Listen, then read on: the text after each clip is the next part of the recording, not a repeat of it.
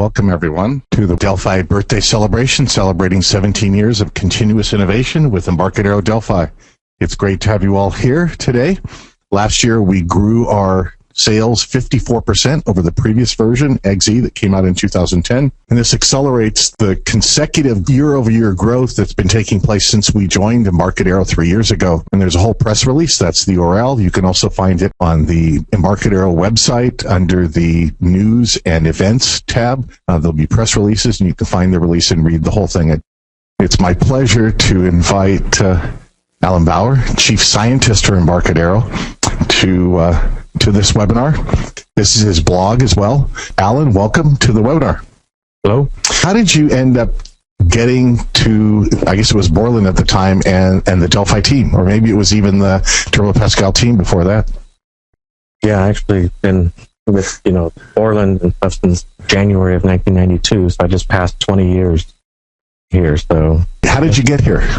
I was actually used to be on the team Borland, used on the old CompuServe forums way back in the day, where you had to, dial in with your 1200 baud modem, where you could actually read the messages as they were downloading, across the screen.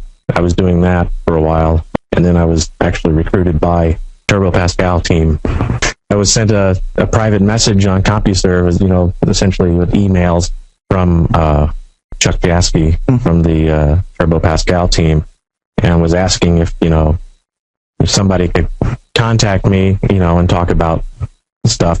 And it was sent in a way that it looked like it was sent to a whole bunch of people. It looked like kind of like a form letter or like a blast email to a bunch of different people asking about, how I use Turbo Pascal, what I use it for, what I like, dislike about it. And so it just seemed like a marketing email at the time. And so when I got the email, I sent back the, sure, set up the time. And then, this woman called me. I don't know if you remember Dagny Reese. Absolutely. Yeah. Sure. And so she actually called me, and we started talking and, asking me these questions. And I was young. I didn't know what was going on, and I had no idea that this was actually a recruitment call. Finally, they started asking all these questions, and it kind of became clear about halfway through the conversation. And I go, so are you, asking me if I'd be interested in a position, in tech support or something like that? And she goes, oh, no, this is for the R&D team itself. At which point I had to pick my jaw up off the floor, because I was just shocked that, wait a minute, what's going on here? At that point, she had set up some further meetings and I had phone interview with Anders Halsberg and with Chuck Jasky, and then at the time, Gary Wizen, who was the hiring manager at the time. Then it just sort of took off from there. And this happened, I guess, in around October of 91, within several weeks there, and then right before November of 91, they had flown me out for a couple of days of interviews. I was interviewed by about 17 different people over 2 days. It was insane. I tell people about that. I think, I thought that was normal. It turns out that was just completely outside the norm in terms of the number of interviews. I look back on that, and it was a pretty insane interview process, but I guess I did okay. Yeah, absolutely. So what was it like working on Delphi before it was Delphi? When I was brought on board, there had been several years of a project called Monet, and it was a visual programming environment, and there was actually a team it wasn't the Turbo Pascal team, it was actually a separate team, and the team had been working on it as a research project for a long time. And remember Eric Swinson and stuff? He was one of the leads on that team, Troy Chevalier. There's a lot of starts and restarts with that, and they were using C and early C++ at the time. It was the first product I was actually tangentially involved with was Turbo Pascal for Windows 1.5, because they just released Turbo Pascal for Windows 1.0 just before I'd started. Which had the object windows, object library versus components and VCL. Yeah. And remember the old Whitewater resource toolkit? Sure, yeah. But the first major product where I was involved with pretty much from the start was Borland Pascal 7. Some of the first big pieces that I worked on that particular project was the first release of Turbo Pascal that supported protected mode. We had a 16-bit protected mode. You could have very large applications, and DOS extenders of the day were the big thing. And then we could also run under Windows. We could share DLLs with 16-bit Windows. Good old DPMI for DOS, DPMI, and then Windows. Sure. I became very, very familiar with all of those things. Got to work directly with the DPMI and DOS Extender team. That was including Eli Bowling, who's actually still with us. He's our top compiler. So I still have the pleasure of working with Eli. The first thing I was doing was to take the old BGI, the Borland graphic interface, and make it work in protected mode. And so I was kind of given free reign. And the first thing I made it so that the BGI drivers, I changed some of the architecture and changed it around so it would work in protected mode. So the actual same physical BGI driver binary, which was just a compiled and loaded chunk of code that we would load at runtime, it would work both in protected mode and in real mode. There was a lot of interesting things. So we did a lot of low-level stuff, assembly code, interfacing with the time Pascal and the compiler. I look back on it, and it was probably only a couple of months of work, compared to today, where your things can take weeks and weeks just to do a few features here and there, mainly because the amount of code that you have to write and the interfaces you have to deal with. We were essentially coding by today's standard to the bare metal. DOS was sort of involved there just to get your program in memory, and it kind of provided a few little services here and there, but we had free reign control over the machine at that point. One of the next things that I had worked on was after we had shipped Borland Pascal 7, me and another guy on the team, Dave Schofield, were actually charged with going off and working on Borland Pascal 8. And so we actually had started Borland Pascal 8. And one of the big features of that, if we didn't support debugging of protected mode applications, one of the things that I worked on pretty much immediately was getting our little debugger kernel. We had all sorts of these little internal nomenclature and acronyms for things, and so our debugger consisted of one assembler file, and it was just called d.asm. And so you're in meetings and things like that, so you read things like the Raymond Chen's blog, or the old new thing from Microsoft, and he talks about microspeak. Well, there was a lot of Borland speak at the time, and it was pretty interesting. The alphabet soup flying around. We just talked a little bit about BGI, DPMI. And the other thing was, d.asm. Yeah, can we adapt the d.asm to the protected mode interface and get that thing work? Unless you were knew what was going on, it was gibberish. And me being new, there was still a lot of gibberish going on, and so I asking a lot of questions. One of the first things I did was to get what was essentially the debugger kernel working in protected mode with DPMI, doing mode switching, control, registering with interrupts. It was just for low-level kind of stuff, because I came from doing the old microcontroller hardware work, where I used to design hardware based around both Z80 processors and 6800 processors, 6809s, 6803s. I was well-versed in assembly language and low-level hardware stuff, so I got to do all those kinds of things. And so that was one of the first things we did for Borland Pascal 8. The other thing that was kind of interesting going on at the same time is we knew we wanted to get a 32-bit compiler going. At the time, the company had been talking with a guy out of Germany who had built a 32-bit compiler that was actually targeting the old Atari ST system. In Germany and Europe, the old Atari STs were actually fairly popular, significantly more popular than around here in the States. And so he had a version that was actually Borland Pascal 7 level compatibility in terms of objects and the whole syntax in the language, but was actually targeting a 68,000 processor that the Atari ST was based on. And it's all written in C, portable C code. The company actually bought that compiler from Peter Solich. Yep, Peter Solich. That Soft Design, I think, was... I'm trying to remember the name of the company. Something like that, yeah. Peter Solich, sure. Yeah, and so Peter Solich, we bought the code from him, lock, stock, and barrel, and then we contracted with Peter to actually create a new x86 backend for 32-bit code. That was what he did. And so one of the early things that I was actually working on for Borland Pascal 8, aside from the debugging thing and stuff, I also worked on getting the runtime going for a 32-bit version of Borland Pascal, and it was running under a 32-bit DPMI, running on 386s and up. Meanwhile, while myself and Dave Schofield were working on this, I was working on integrating a new editor kernel in the IDE. At the same time, Chuck Gaske and Anders Salzberg had gone off and were sort of doing this other little side research project. At the time, we were looking at Windows and development environments in Windows, and we had a Borland C++, a Turbo C++ with the IDE that they had, a Turbo Pascal for Windows, which was essentially, the IDE was essentially the Turbo C IDE that we integrated the compiler and stuff in. But we were very underwhelmed with its abilities and stuff, because we were looking at this oddly popular development environment out of Microsoft called Visual Basic. And so we were looking at that and looking at how they're able to build these applications and just, you hit the run button and snap, it's suddenly up and going. The development environment was actually, very rad and everything. But it had a lot of downsides. You couldn't extend the environment. You couldn't, the old VBXs, you had to write in C with this arcane interface and create these .VBX, which is essentially DLLs. And then you had to integrate these things in. You had to write in C or C++. And so part of the proof of concept that Chuck and Anders were working on, some of the first things they did was, construct a canvas that wrapped up GDI.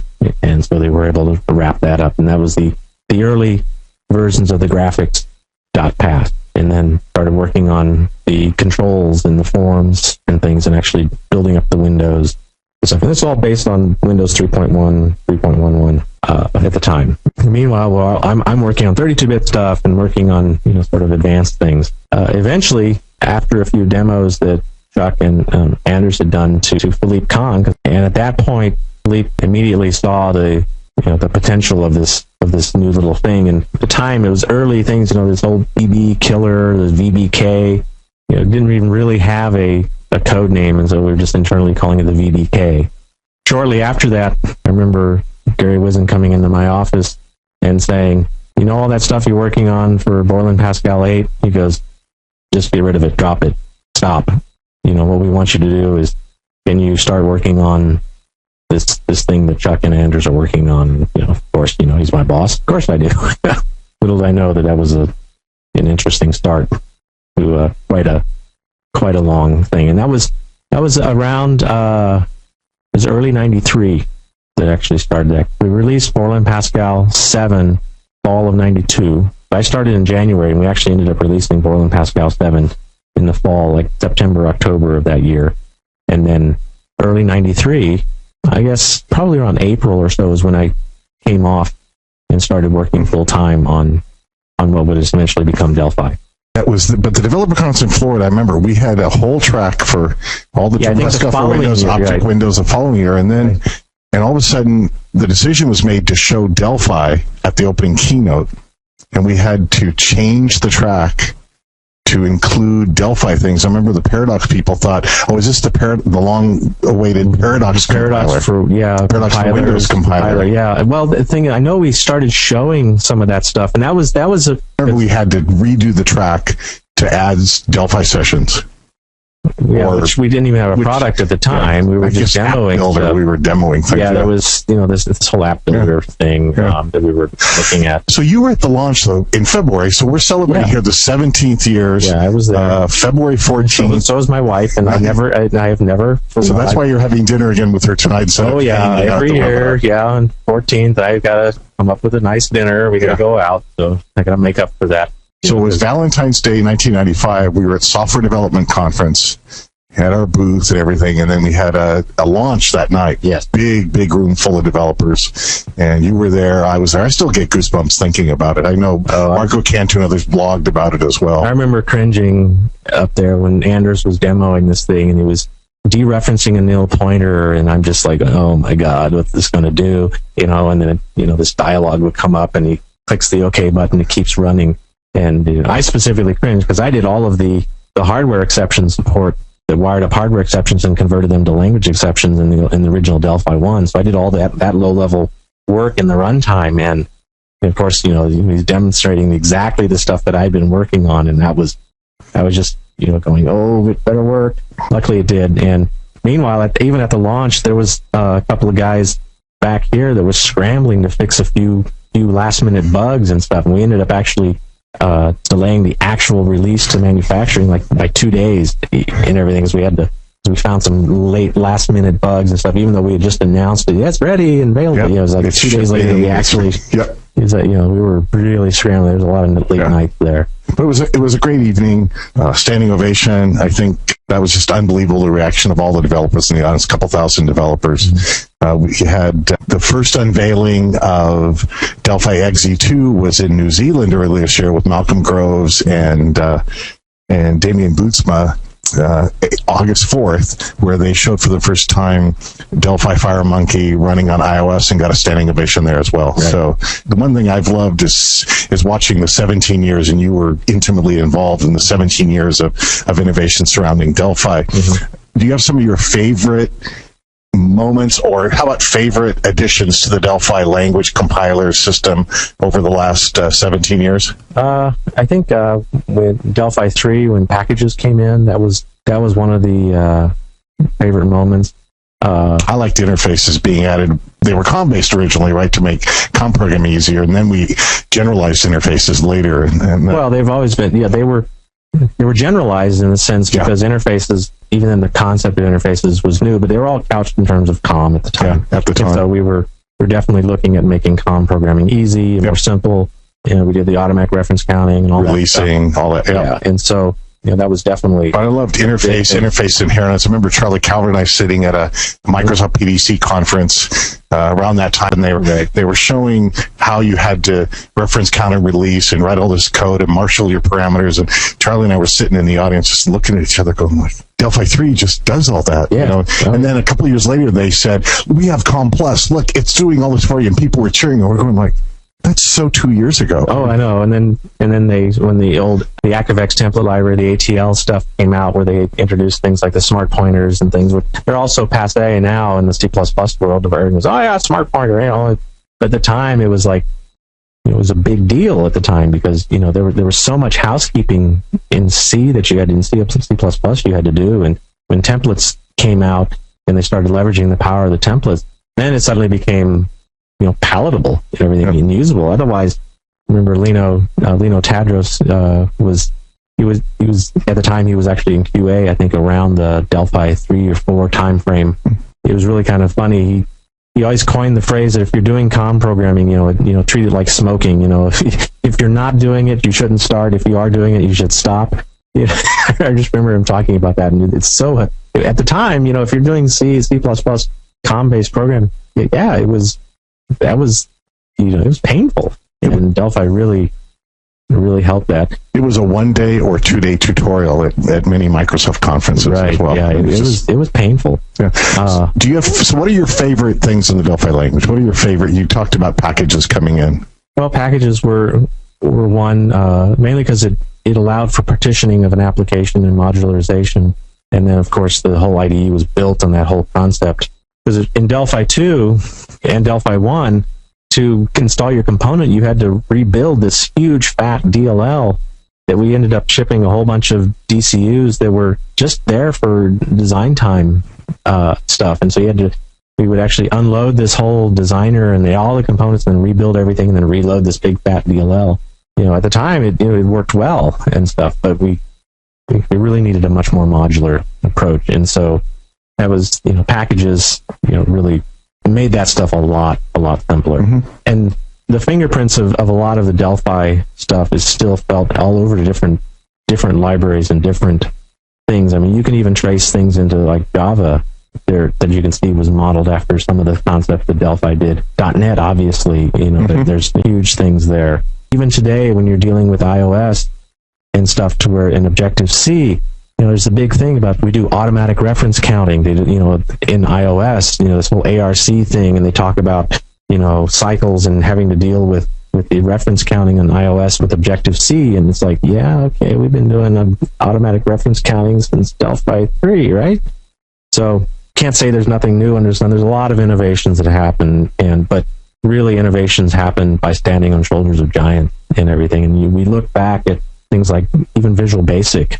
Because Visual Basic was actually not developed by Microsoft. It was actually purchased. Alan Cooper. Alan Cooper was that pioneered that thing. It's kind of sad that he chose a language such as Basic, but beside the point, it was quite groundbreaking at the time. To where people that had some working knowledge of programming, but they weren't programmers necessarily, could suddenly get something and build an application and get things done. And Delphi just sort of said, we're going to be able to bring that same concept to people that both are programmers, that wanted that's what they do, but also to the sort of the occupational type guys, the the accountant that wants to write a couple of, applications to help him out, or the dentist, or the, any number of different occupations to where we brought programming to those guys. And Visual Basic did the same thing too. You've got to give them credit for that as well. I mean, we certainly did follow the lead, but I think we really built on top of that with the truly compiled language, runtime, the framework, the designer, the whole environment, the fact that you build your components in the language that you're using to build your application and things. And I think that was you can't underestimate the power of that. And the IDE built with itself as well. Right? The IDE built with itself. So you asked earlier about stuff that was in old Borland Pascal and things like that. So the editor kernel itself, we never actually shipped it. It was actually part of Borland Pascal 8, the new editor kernel that we had, because at the time we had bought Brief and the Brief editor and things. And so we had a engineer that actually rebuilt the Brief engine, and it was just a kernel, editor kernel. And one of my jobs was to integrate that new editor kernel and move from this old editor kernel, which was all written in assembly before, and this was all written in C, move that to the new Borland Pascal 8. And so I'd done a lot of work on that already, and so that was actually then moved to the new IDE. And a lot of that stuff is still there. Some of the old unit names that are there, the kind of cryptic, old 8.3 names that we had are still in there at some point, and some of the internal architecture is all the same, all the way back then. Andriano, did you have a No, I just remember that the same time we released Delphi 1, we had a bunch of other IDEs. I remember I was working with Paradox for Windows, and then I started moving to Delphi. But I work in a company that they start pushing Visual Folks Pro at this point, because Microsoft was released. I was like, oh my God. And then Microsoft came with Access as well. We started having CA came with the Visual Object, the Clipper for Windows, and they well, there's also Power Builder at the time. But we looked at a lot at Power Builders as one of our competitors on the database side of things. We're still here. So, Alan, how hard was, and maybe we covered this last year in the launch as well, but we in XE2 we have the 64-bit compiler as well for Windows. How much work was that to take this existing compiler and make it do 64-bit work? It was a significant amount of work.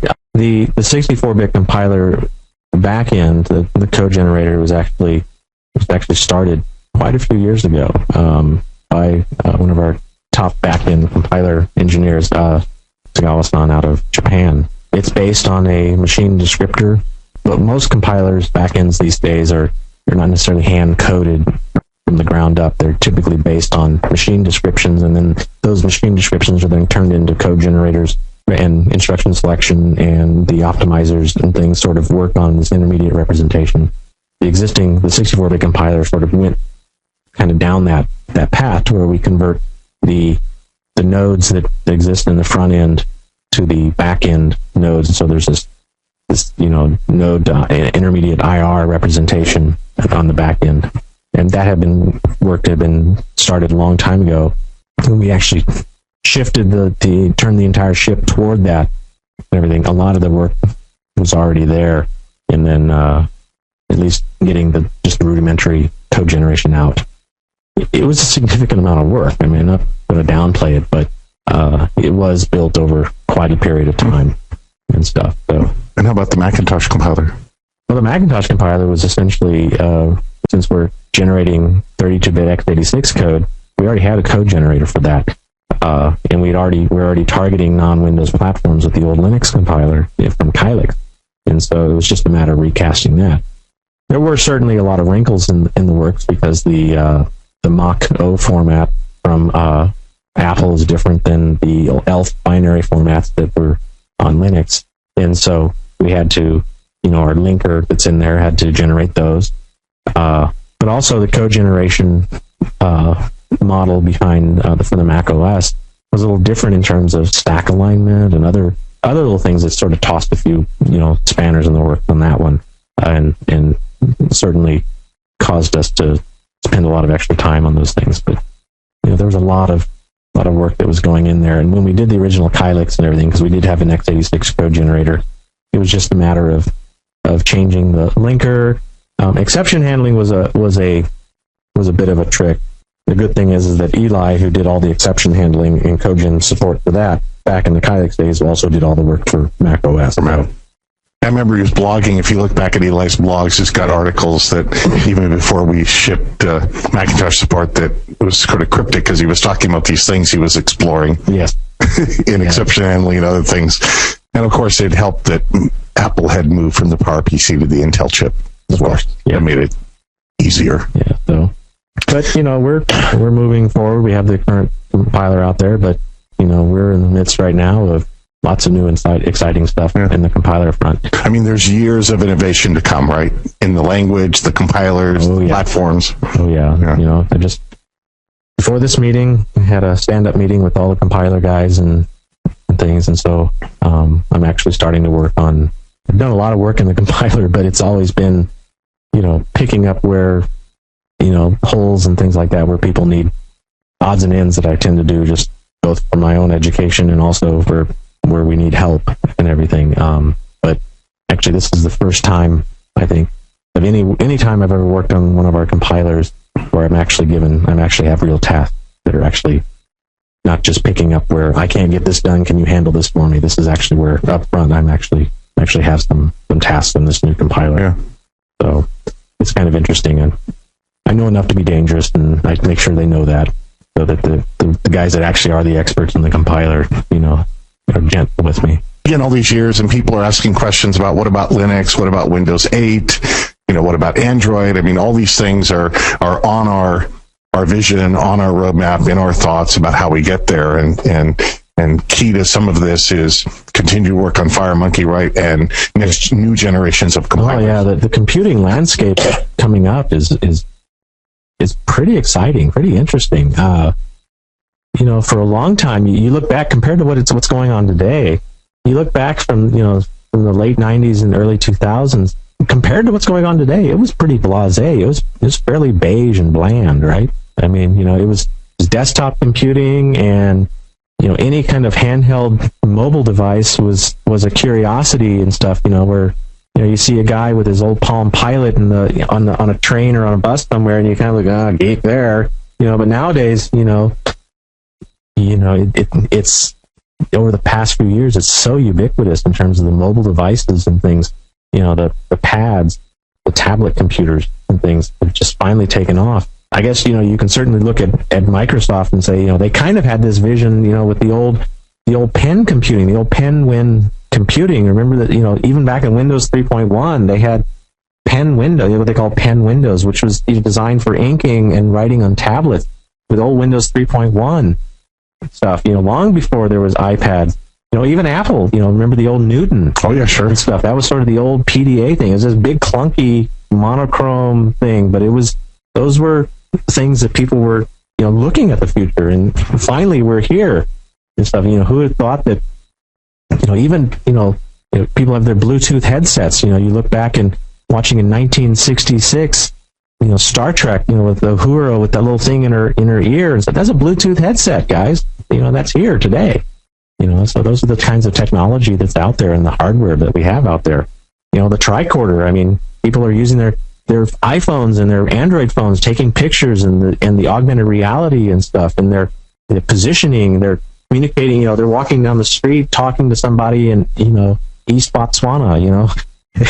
Yeah, we've got Delphi connected to the Connect device, so you can use your whole body gesturing and just information with T-Connect. The hardware out there is it's good to sort of be playing in that space, but you got to recognize there's some pretty smart people out there doing some pretty cool stuff. Any other thoughts on Delphi to tell people out there? And then unfortunately we'll have to move on to a bunch of FireMonkey stuff as well. But the thing I keep telling people is, as I'm typing, because they're asking questions, I'm sort of asking you, is there's just going to, as you mentioned, there's going to be exciting innovations for years to come in Delphi, in FireMonkey, in platforms, and so on. Well, I mean, I can say that, the compiler work, I talked about some of the compiler work I'm working on right now, and the good thing about what I'm working on, most of the time when I work on compilers and stuff, I remember working on the 16-bit compiler. That was all x86 assembly code. working on the debugger and debug info generation and stuff like that on that is all, assembly code, really low level stuff. And then working on the 32-bit compiler, that's all basically C. It's a fairly portable C. And so I'm having to work in C and learning that. The good thing is the compiler stuff that I'm working on right now is in Delphi. So it's very comfortable for me. So the rest assured the new compiler we're working on and stuff is actually going to be written in itself. There's a question here, Cyprian. There was some discussion about he called it a quote-unquote portable DCU format that might work across different versions. Any thoughts about possible solutions in the future for having packages from different versions and being able to use things? Yeah, we're looking at not necessarily packages. Once you commit things to binary code and everything like that, but in terms of DCUs and stuff, yeah, we're definitely, that is something that's on our radar, and I wouldn't expect it to show up with our existing compilers and stuff, but as we move forward, that's definitely something that's high on the list of things we're looking at for, moving forward with the new compiler architecture and stuff. So yeah, we're definitely looking at that stuff. So for all these years, it's been great, right? I mean, for me, 26, it'll be 27 years in June for me, and it's been a blast every day. So well, yeah, I mean, I've been here, like I said, I just went 20 years, and, my family grew up here. I mean, they basically the product allowed me to raise my family, so I can't complain too much. All my kids are graduated out of high school or in college. Some are graduated out of college now, and they're starting their own careers and doing their own things. Yeah, no, like I say, I come in every day. I'm the kid in the candy store. This is all fun. I mean, being a developer and getting to be around all you guys working on compilers and IDEs and runtime libraries is just great. Yeah, I mean, it makes me a better programmer, or I can make more mistakes. Yeah, that's the thing is I like working with a lot of smart people. Probably nothing more frustrating than not having the ability to sort of have those kind of people around, and that's one thing I can certainly attribute sort of my success on the team with, is that I had some fantastic mentors that really helped me, with Chuck and Anders and even Danny Thorpe and those guys. They're just super smart people, and even the guys we have on the team now, Eli and Barry and those guys, they bring so much to the table and everything, and I learn a lot from those guys. I never purport to know everything. I just know who to talk to and ask. Yeah, great. Thanks, Alan. Any last words for everybody? Buy XE2. Yeah, upgrade. Yeah, buy it. Yeah, definitely purchase it. You tell your friends. Yeah, tell your friends. Yeah, I mean, we're always running some special. We're always running some deal. Always get a great deal. If even if you can't afford much, we have the starter editions, which are great ways to get started and stuff. I mean, maybe it's a great birthday present for your budding programmer son or daughter and everything. Maybe they're interested in that. You get them a copy of the starter edition and let them play. For yourself, download the trial. I mean, if you want to just play with XE2 for 30 days, have at it. Yeah, I mean, one of my sons actually took a C++ course at the local community college for part of his school and everything, and so of course I was enlisted to help him with a lot of that. He did fantastic in that. I mean, it was C++, so I can't. He did really well, and so he actually enjoyed it and was able to get the work done. It was very rudimentary stuff, very introductory, but he was excited because he got things to work and do what he wanted. Well, thanks, Alan. Thanks for spending time. And I know while we'd love to have you here at tonight's webinar as well, we've got this recorded so we can replay it while you focus attention on your wife. Yeah. The doghouse is cold and wet and rainy and stuff, so I'd rather not be there. Great. Thanks, Alan. Thank you very much. All right. Joining us now on the Delphi 17th anniversary birthday celebration is Barry Kelly. Barry is a Delphi compiler engineer. Good afternoon for you, Barry. Hi, good afternoon, David. So, Barry, I thought I'd start by having you tell everyone a little bit about yourself, your background in computing, and how you got to be a Delphi compiler engineer. Well, I think the story, I've always been interested in compilers. Ever since after I first started working in programming, or started programming anything really, I wondered how the expressions worked out and how expression evaluation worked and basically how the thing got done. So I started with BASIC, like a lot of programmers did, but I entered a programming competition in secondary school when I was about 15 or thereabouts. And when I was going to go off to the programming competition, a guy who I met, he showed me Pascal, Turbo Pascal, and recommended that this would be a much better tool to use. So I learned Turbo Pascal. And I got started with objects, the basic objects that I had in Turbo Pascal 6, the original 5.5, I think. And then after that, I learned a bit of Visual Basic because Windows is trying to become a bit more popular. And then I learned about Delphi and learned about the basics of Delphi. But then I went off to college, and in college didn't have much opportunity to use my Delphi skills. Learned about C++ and Java. And after I came out of college, another thing about the compiler stuff is that my final year project in college was a regular expression recognizer written in Java that targeted the JVM and generated a class at runtime the JVM bytecodes and dynamically loaded it through a custom class loader. So that meant that the JVM could JIT my recognizer, and it ended up being faster than the built-in Java expression recognizer. So it was my final year project that brought in the compiler experience that I could put onto my CV. So my first job coming out of college was a greenfield project. So it was a great opportunity to make a big impact on development. I wasn't stuck with develop legacy code, which is pretty lucky. I was able to bring in my compiler experience because I was writing a data binding application for the finance sector, and it was an ideal task to use a domain-specific language to map the user interface controls to the data layer. And we started using this language that I wrote for various other bits and pieces.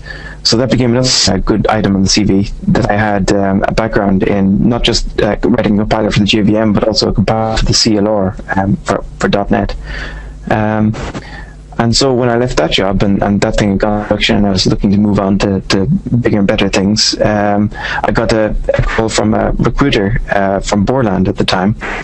I think Nick Hodges put my name to the hat. And with all the experience on my CV and having had the background in Delphi and knowing the language quite well, it looked like I was a pretty good fit, albeit quite young at the time, but a pretty good fit for the position.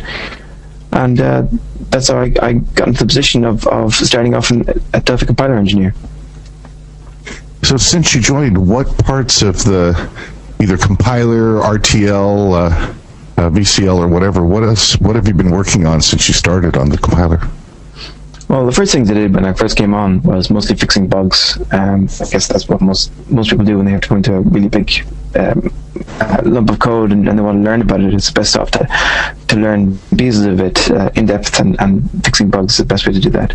That's the thing I did. The first kind of feature I implemented was scoped enumeration, so we needed that to kind of fix a bug in the .NET support. So you could call it fixing a bug, but it was also a feature thing. So I implemented scoped enumerations.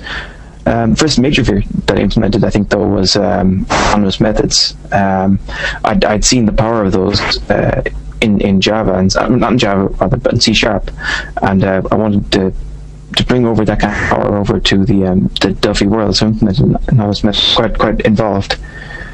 Part of the same release was getting generics out the door, and so near the very end of the release, Nick was asking everybody on the team, do we have generic collections? Generics were only just about complete by the time the product was released, and I had to write collections while generics were in a kind of a half-written state, and so it was very, very late getting out the door with the collections, and so they had a few bugs when they first came out, but I think most of the bugs have been fixed now.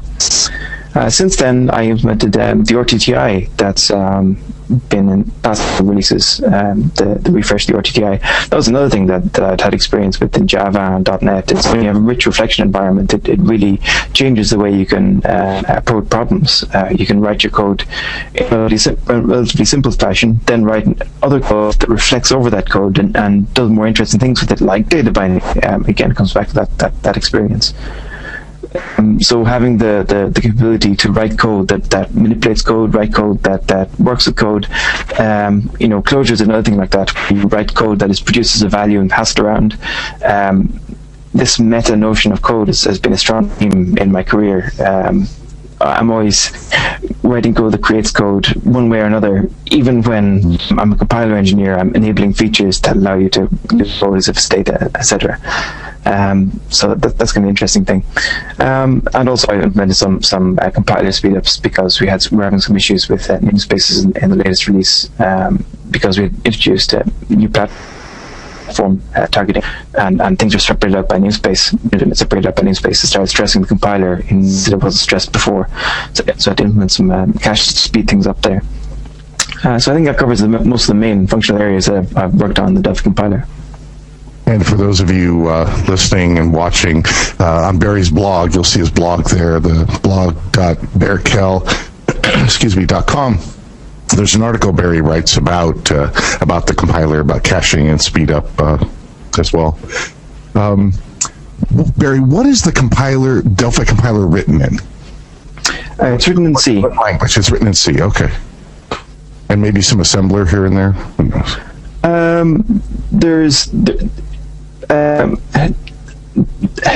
There used to be some shared assembler back before, when the built-in assembler was slightly more primitive.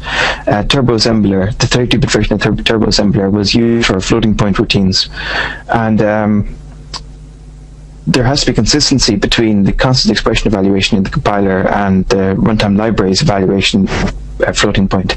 So things like round and trunk and view these routines, they used to be shared between the RTL and the compiler, but now the compiler uses assembler versions of those, the same ones that used to be used in the RTL, but now the RTL has been adjusted because the built-in assembler was upgraded to support Linux back in Kylix days, and so now they don't quite share the same bit of assembler, but yeah, there is a tiny little bit of assembler in the compiler, but not that much. It's almost entirely C. Because in the history of Turbo Pascal, it was always a very small, tight, all assembler compiler, especially in the first days. Yeah, I was rooting around in the internal networks in the first year or two when I started with Borland, and I found the source code for the Turbo Pascal, the final Turbo Pascal release, and it was a little bit intimidating. I mean, all the file source names were started with two letters. It was just two letters. Even the lexer might be LX or LE or something, and the parser for expressions might be PE.ASM. And then we look at that, it's just a long list of so yeah, it would have been a lot trickier to deal with that, because not only do you have to deal with the assembler and at the low level, but you also have to try and keep in mind the high level structure of the code, which is quite awkward. And that's why the Turbo Pascal compiler, it was quite conservative in the optimizations it did. I don't think it had much choice in when you write something in assembler, you can't make things too abstract. It gets very tricky for quite quickly, I imagine.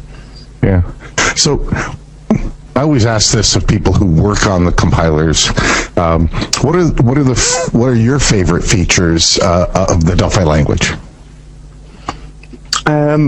Something that I miss most when I'm not using Delphi and I'm using something like C# or Java or C or C++, is actually sets. For a compiler writer, having sets, being able to make test sets, especially for lexers. If you're trying to parse a word to make sure that you want to test the first letter to see what kind of dealing with the token.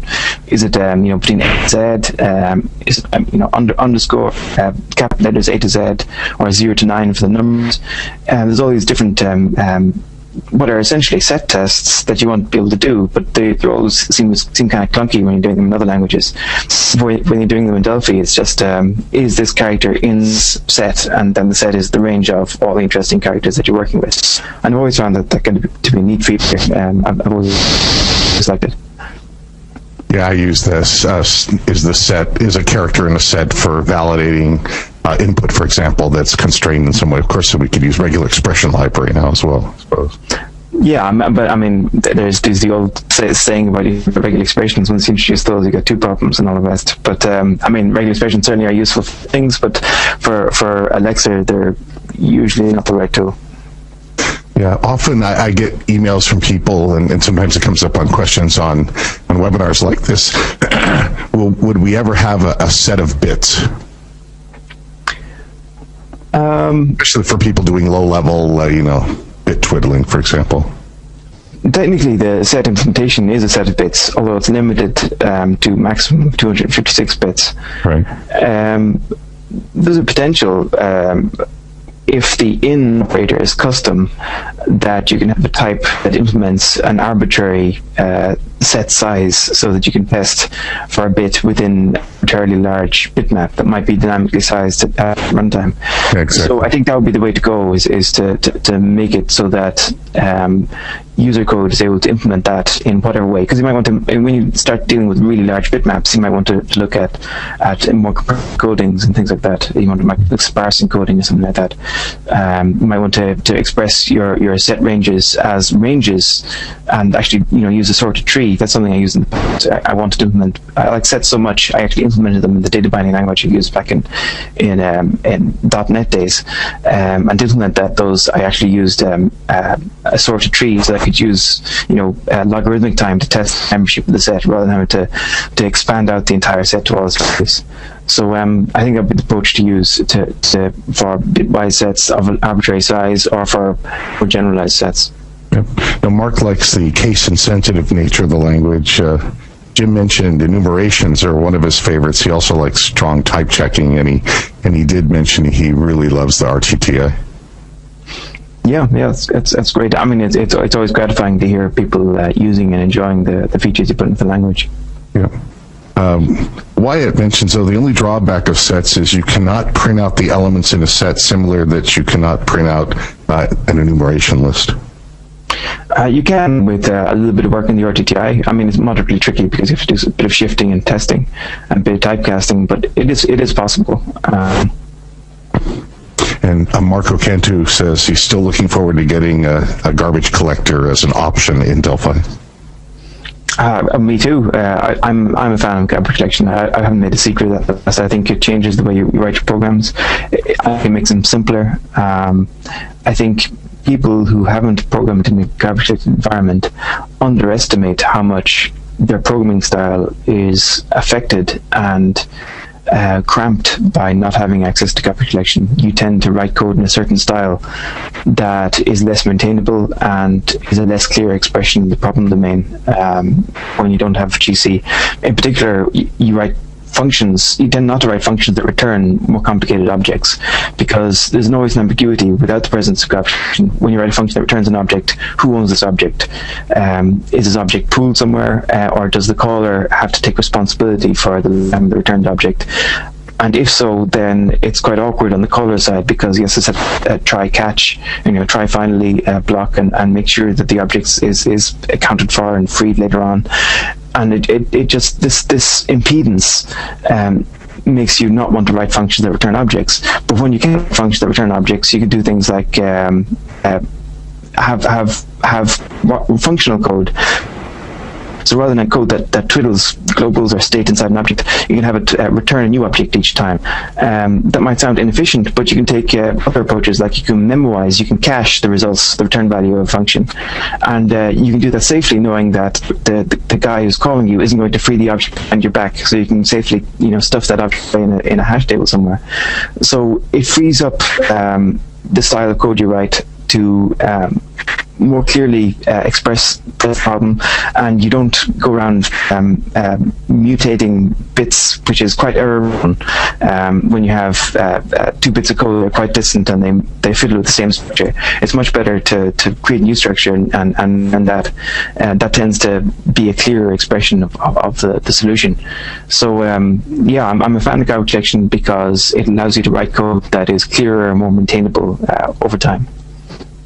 Yeah, Bob's also said sets rock. I also love the discipline of identifying variables up front, as well as the ability to define locally scoped functions and procedures. I know some people, especially that come from C, C++, and so on, like being able to identify variables inline. And I know we have a code template where if you type a variable and you hit tab, it'll ask you what do you want to create it, and we have a refactoring for declaring a variable or declaring a field as well. Your thoughts on inline identifying variables on the fly? Yeah, I mean, I think I can go both ways in it. When you have a single algorithm within a single procedure, it can be nice to have the variables declared up front so you can familiarize yourselves with what's going to come next and see what the types are. Then you can, there's no surprises, as it were, when you're looking through the rest of the algorithm. But on the other hand, there's a lot of code that, you have a loop start of the procedure and you might have a loop at the end of the procedure, and for convenience you might use the same integer I index variable to loop through both those loops. But when you can't declare the variable inline and scope it locally to a loop or whatever, that means that you leave the lifetime, the visibility of the variable extends between the 2 loops, and you might accidentally use it in the middle because for whatever reason, you might want to broken out of the loop early, and you want the variable to end its lifetime, use it halfway through. It complicates code because it basically it comes back to the mutation and separating out the code, the use of variable from where it's mutated. Mutation, I do think the functional programmers they are onto something. I don't think all code can be functional. I'm less optimistic about writing entire large programs in functional style, but the closer and closer you get to a small problem, and you have to break everything into small problems at the end of the day, the closer and closer you get to the small problem, I think the more functional you can make it, the easier your life is.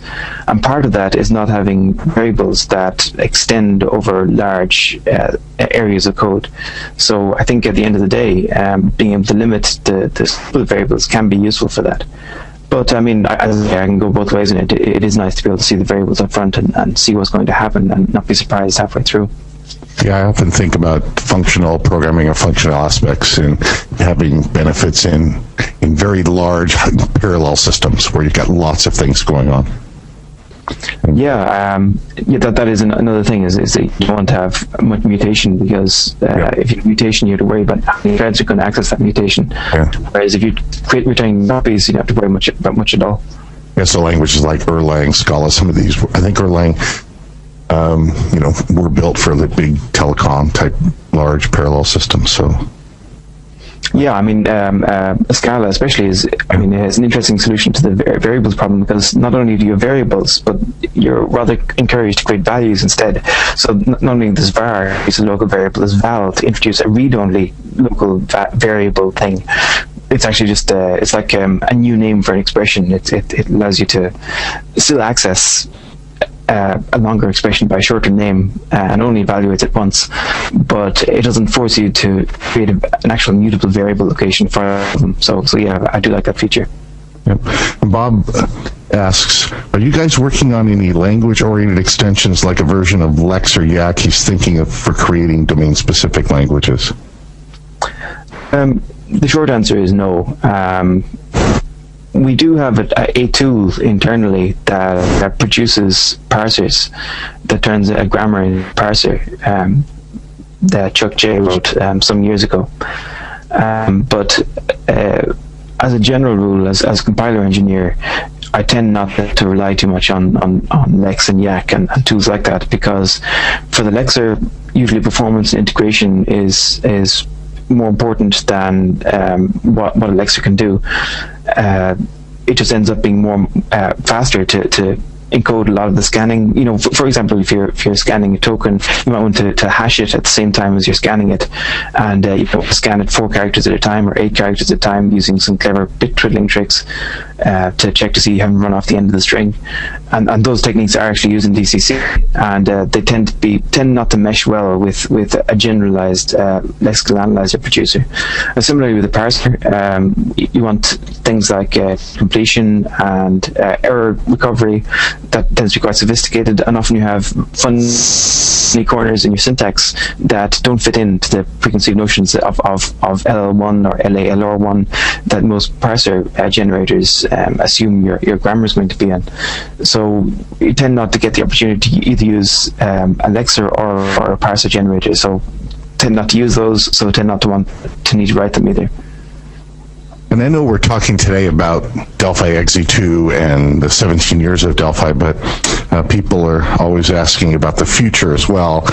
And there's one particular, there's 2 questions that are sort of in the same area, and they relate to, I think it was John Thomas JT at, maybe it was in the 24 Hours of Delphi or in Code Rage, talked a little about the future. And one of the things he mentioned and put up a slide was about parallel extensions, or more specifically, I believe he had the OpenCL logo up on the screen. And so there's a question here, how is OpenCL going to help Delphi? And then Marco Cantu asks, are there any plans for parallel extensions? So again, it's not a product announcement or not a plan, but your thoughts on GPU computing and parallel programming, you know, as it relates to a language. I know when I talk to Eli, sometimes we talk more about doing some things in runtime library in your code than language extensions per se.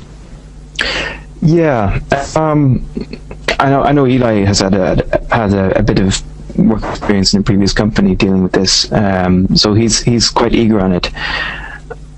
I think that in the medium term, CPUs and GPUs are going to become one thing.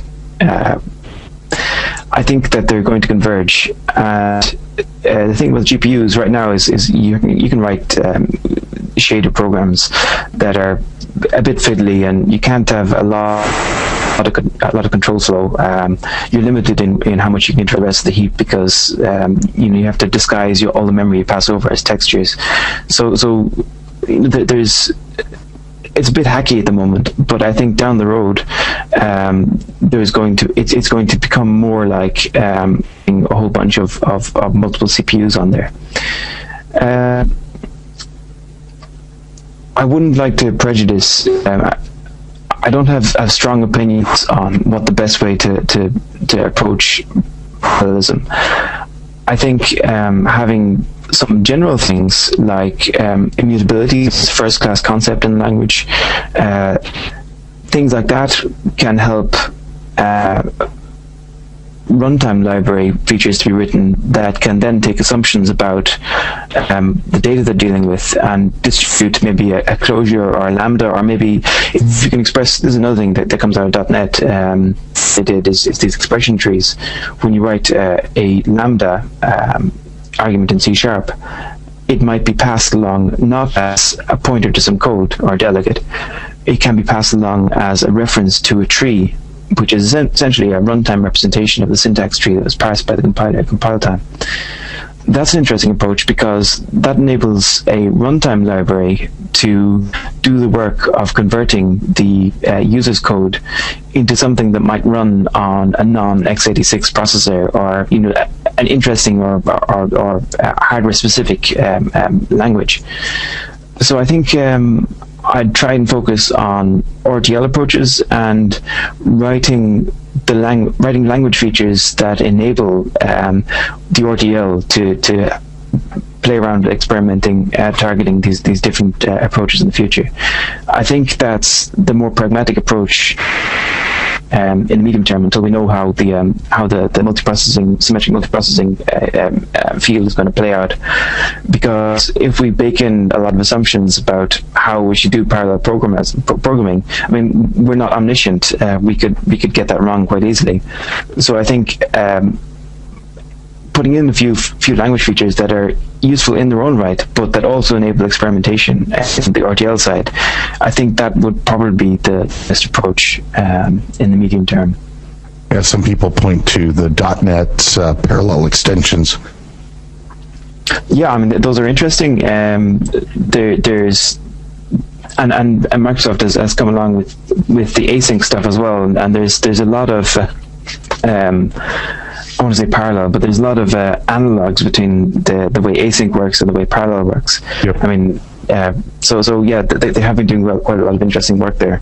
Yeah, in splitting up your code and Intel with their Parallel Studio and what is it? Open threaded building blocks, I think, is the open source project. Yeah, and RTL approach, right?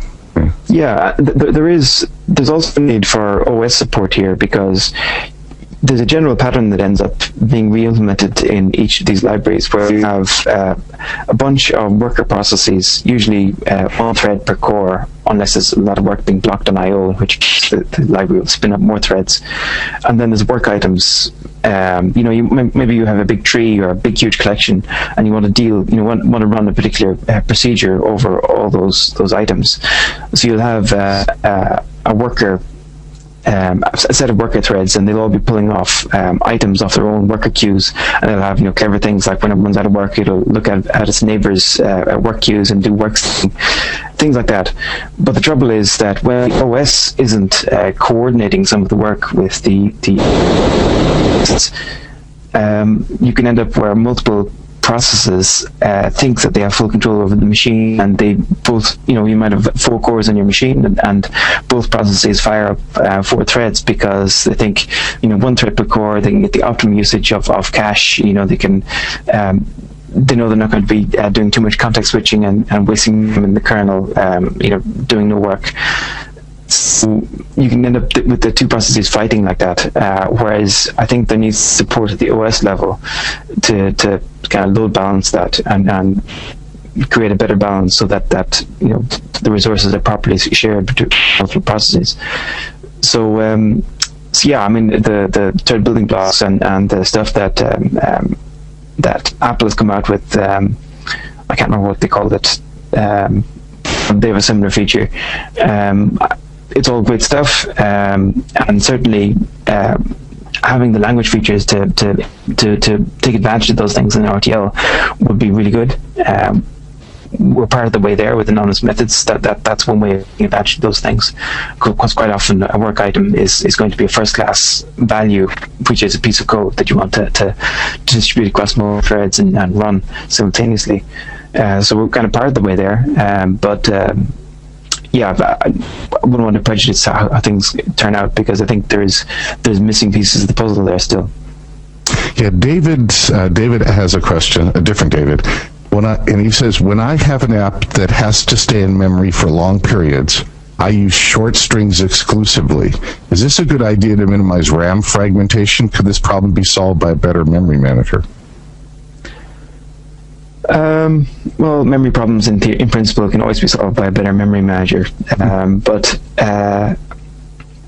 short strings are, if short strings work for your problem, and they're worth all the hassles that they create, being limited to 255 characters, and potential oddities in encoding, not being able to express, you got to be careful about your encoding and supporting the full range of characters. If all those limitations are okay for your application, then they can be a good solution, because especially for short strings, they're good for the cache. The thing isn't going to change pointers around the place.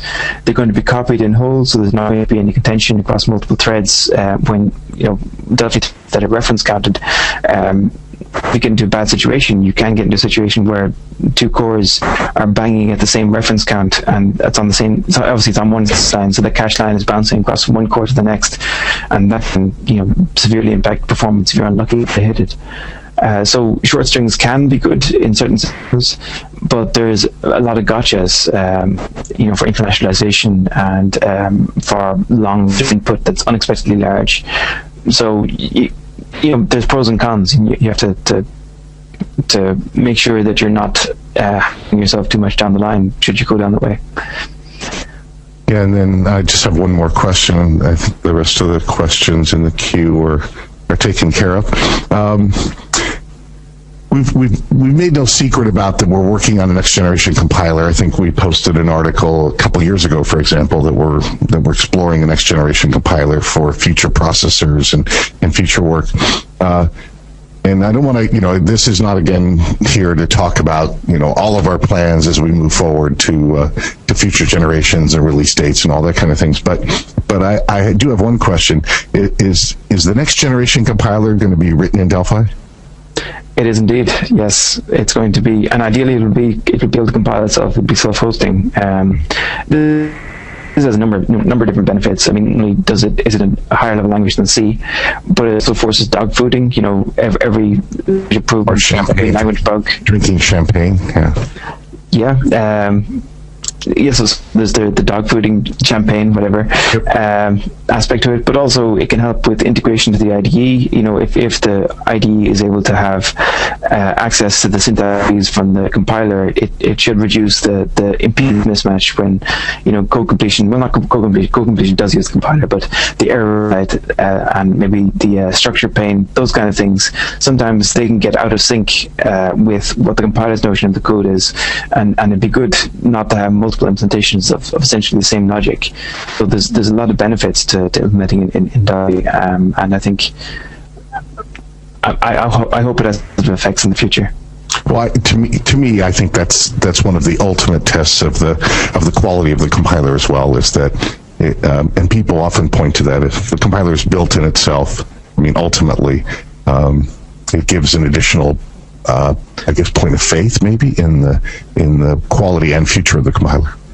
Yeah, for sure. It always, it does give the impression that your thing is not supposed to be real programming, and the compiler is a real program. If you can't write your compiler in the program itself, in the language itself, then somehow you've got a toy or something. Yeah. So yeah, it's good to dispel that. Yeah, and then for me, it's in all the years here. And years as a programmer, but especially here, the fun of being able to work at a company that has programmers that build tools for programmers who use those tools to build other programs is just a glorious, fun experience for me. I don't know about you, but that's one of the things that's extra special about being here and working with all the guys and gals that work on the programming tools. For sure, yeah. I feel the same way. It's you can kind of get some of the experience by having internal tools that make life easier, but usually you can't justify the kind of investment that you can do when it's your main bread and butter is the tools for programmers. You can make such more polished tools. So yeah, it's very good. Yeah. Well, Barry, that's all the questions that we have. And again, I know you have compiler work to do, and I want to thank you very much for spending your time here with everyone on the Delphi 17th birthday celebration. I put some slides in the slide deck, and they'll be there for the download. They're just some looks back at innovations. Alan talked about packages, component packages in Delphi 3, and this just goes through the whole list up to XE2. And again, it's not an exhaustive list, but it's there for all of you have when we have the download of the slides. So the rest of the webinar today, this birthday celebration, we're going to focus on everything FireMonkey, building rich business, scientific, and engineering applications, connecting them up, full power of the GPU and the CPU, wonderful looking demos, beautiful business applications. Again, with FireMonkey, native GPU, CPU application platform, works on Windows, Mac, works on iOS with FireMonkey, takes advantage of the low-level interfaces for each of the operating systems. You program to FireMonkey interfaces. It does the work to do the right thing on the right platform with the right graphics devices and support. Ray Konopka gave us this slide from his Code Rage presentation, just taking a look and orienting yourself to the FireMonkey hierarchy. Starts with T-object. We're familiar with that. T-persistent, T-component. So you should feel very comfortable. Lots of controls, text control panel, labels, buttons, shapes, rectangle, ellipse, circles. Full support for high-definition 2D development and 3D development. Again, FireMonkey, right to FireMonkey, it does the low-level transformations and makes the right calls. on the platforms that you're targeting to actually render at runtime the visualization that you want, the user interface that you want, the business application you want. Pavel Glowacki gave me this UML diagram of FireMonkey 3D types. So you'll see today demonstrations of use of this wonderful T-Dummy class and T-Model 3D, T-Mesh, custom meshes, different shapes that are available in all sorts of ways, and how to work with these in HD and in 3D worlds. So we're going to cover lots of that. Live minings for connecting data to your visual controls, both for FireMonkey and for VCL, and data visualization of mathematical functions, of data from databases. You'll see some of this in action as well. What we're going to do is we're going to start first with Pavel Glowacki. It's two parts. It's looking at 3D programming in particular. He's taking a molecular data structure and visualizing it in FireMonkey, and then how you can use data snap servers and build mobile clients with jQuery Mobile talk to an interbase database. So let me start with a FireMonkey viewer. So that's the application that I created to be able to visualize chemical molecules that are defined in the PDB format. So that's a protein data bank. That's an open repository of different molecules and more complex structures with their 3D coordinates. Going into my Delphi, that's an example of a molecules viewer. So that's a very simple type of HD application. So this is actually a FireMonkey HD application, but it contains a viewport 3D component that provides the 3D capabilities. So with FireMonkey you can mix HD and 3D elements. So that's an example of an HD application that uses 3D concepts. So into this viewport, and that's very important to understand the parenting or parent-child relationship between components in FireMonkey. It's very important which components owns each other. You can actually analyze this in the structure panel, and you can see that my viewport application is just a viewport contains a camera, and you need to have light, so they are all together.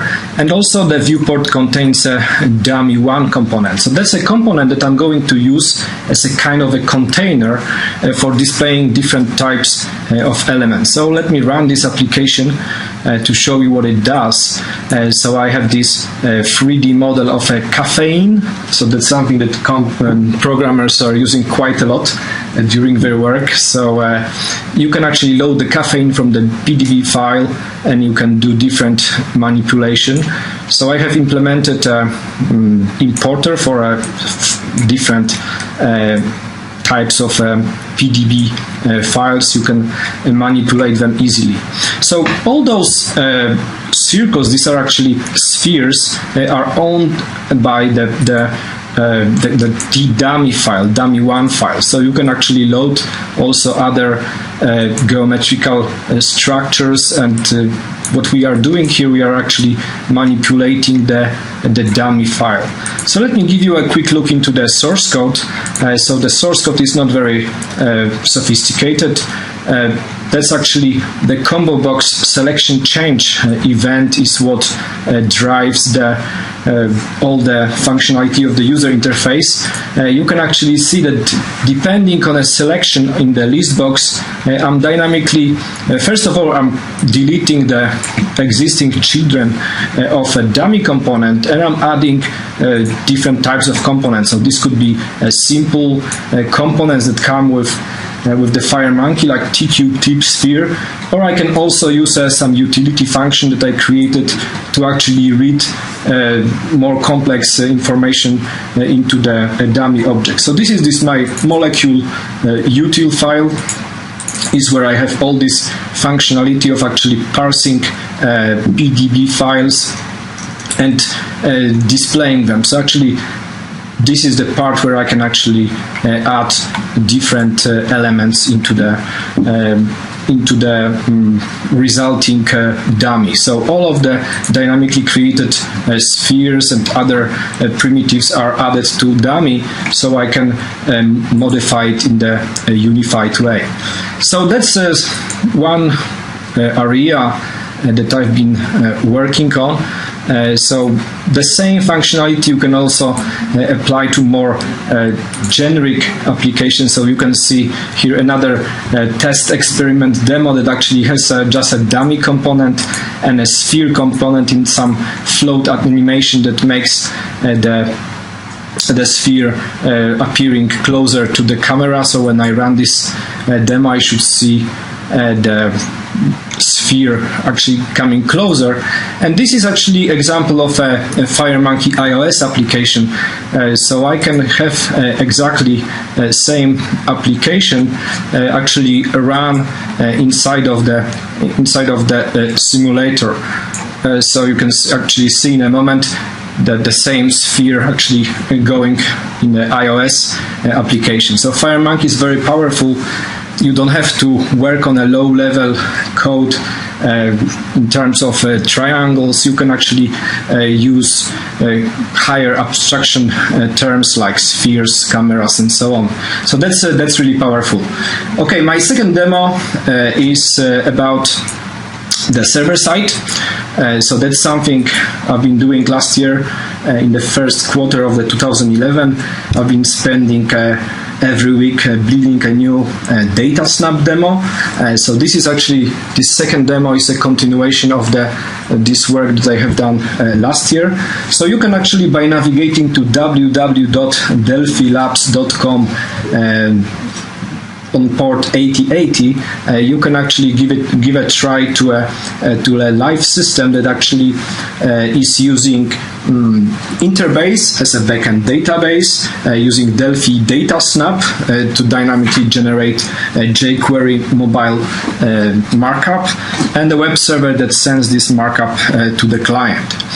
So that was interesting example, but the thing that was missing and is missing in this particular demo is a possibility to call web server methods from the client. So this is example of a read-only data that is data-driven, but without a possibility to communicate with the client.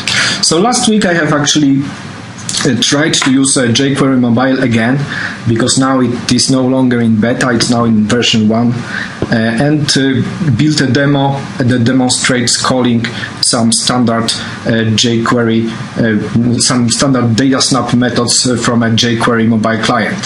So this is also interesting example of something that you can build with Delphi. So Delphi jQuery mobile example is actually example of a web page that is dynamically generated, and this web page has this look and feel of a native smartphone application, but in fact this is a work of jQuery mobile. So I can actually put whatever into my reverse edit and click on reverse to get it reversed through my server-side Delphi method.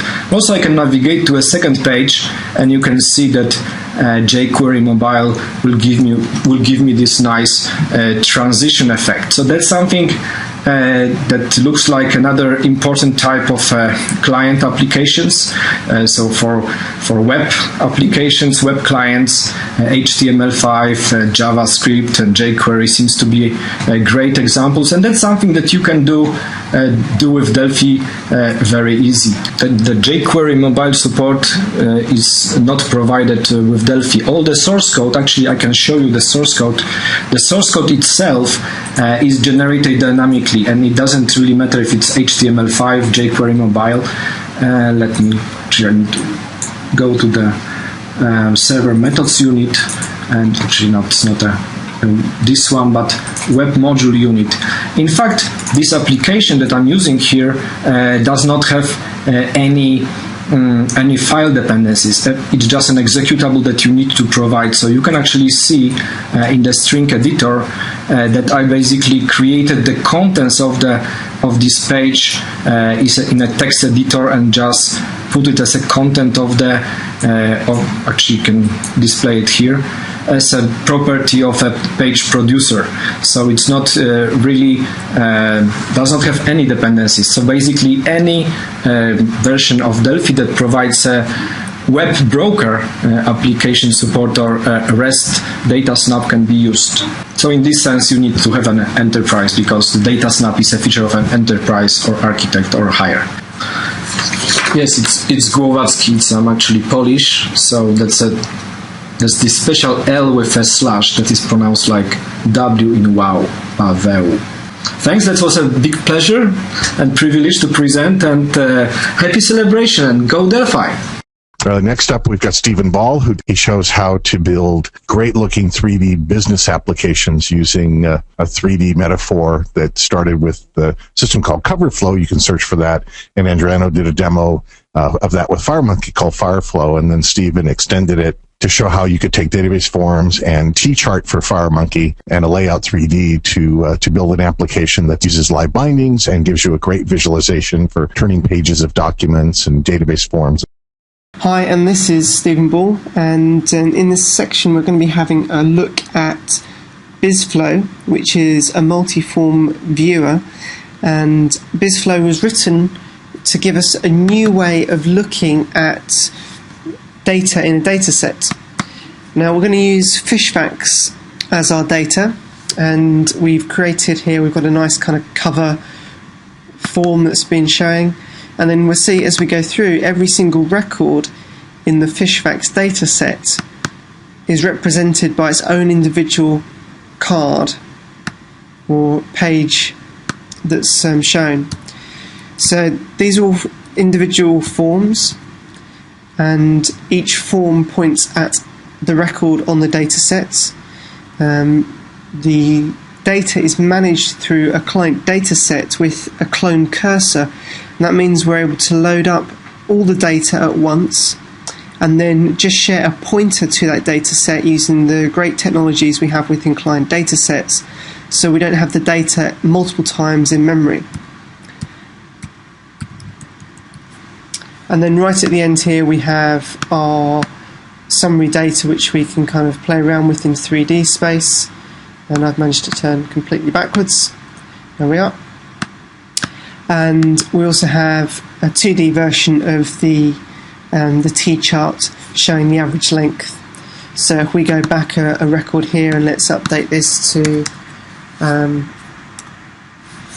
let's make it something a little bit bigger, say 400.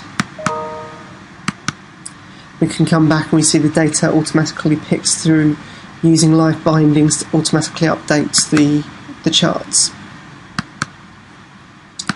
And obviously we have this running on Windows, but we can also target out to the Mac as well.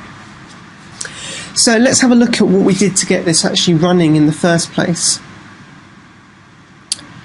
Well, we started with a main form, and I'll just hide a couple of bits on the left here.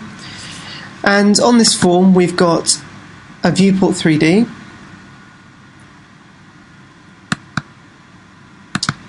and within the viewports 3D we have a T-layout 3D, and that enables us to lay out data in a 3D space. And if we go and have a look at the load button, we have a method here for load data, which is literally just right below. And we've created a helper class called a layer 3D list, which provides us a list of all the forms that we've loaded up. And literally, nice and simply, we're creating that managed list.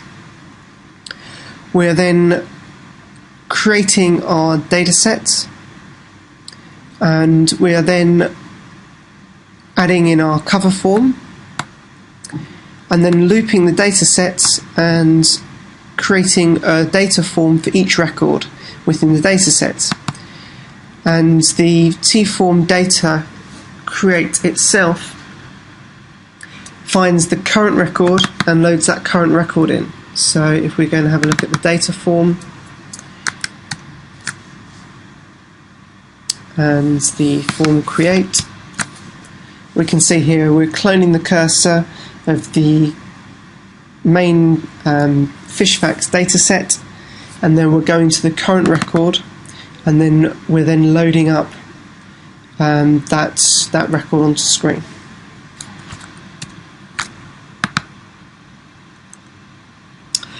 There's our kind of cover page, just a typical Delphi form. This one here actually has some 3D text, and this again is in a viewport 3D on a 2D form, mixed with some 2D elements as well. So, but there's no reflection on this page, and there's no reflection on this page, and in fact this doesn't look the same as what we're seeing on the screen. Well, that's because we've been using styles as well. So if we go to the form here,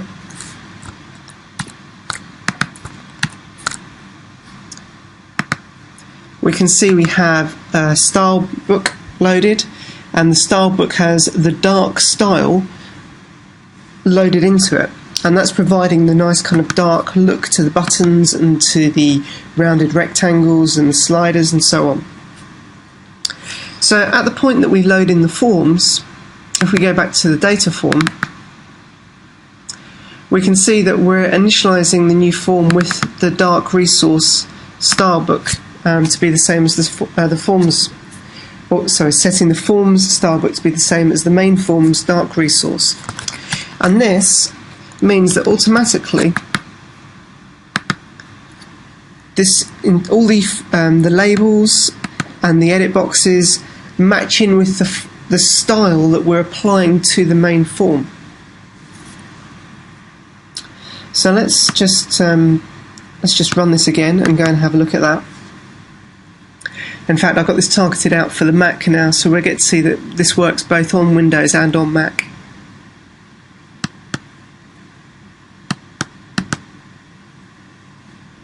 And we can see the menu here is now applied up at the top corner, and we have now the same thing working on Windows and on Mac. But as you notice, all the controls, the text in the boxes here is now white with black backgrounds. This is reflective of the style that's been chosen from the main form. So let's go back to our code and let's have a look at the actual helper class that we've got written that is helping manage the layouts, because that's where a lot of the magic is actually happening. So let's start off with a quick overview of what we have in here. We've got a T-layer 3D list, which is a custom class that we've written that contains an object list which is typecast for T-layer 3D. And we have on here a number of properties sets. So let's just minimize this so we can see a bit more code. We have the owner, we have the parents, so we know which layout that this is loading into. We have a size factor to help us with the ratios in terms of how big it is in the foreground and the background. We're passing in the background color that we want to use. And these are all being used to set properties on the object. We then have a move to position, which the scroller and the on click is using. And that move to position literally works all the way through and changes the position of the current form to be either in the background, on the left or the right, or staying in the front, and moving the other forms over to be in the correct position. So there's a little bit of maths going on here just to work out where they should go. And we then have animate float being fired in here to actually tell the current forms to move and to change their position X and Y accordingly, and also their Z position to move them forward and back.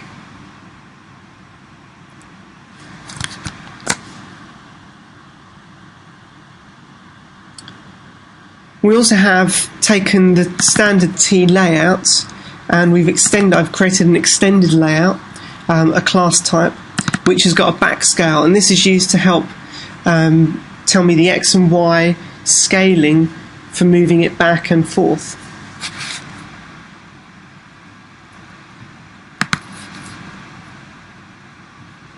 We've also created here a T on position change procedure, which is then used on the main form to and be notified from the object itself that the position has changed, so we can then update the position of the slider on the screen as well. So let's have a look at what happens when we add a form in, because this is probably the most important part of the whole kind of setup.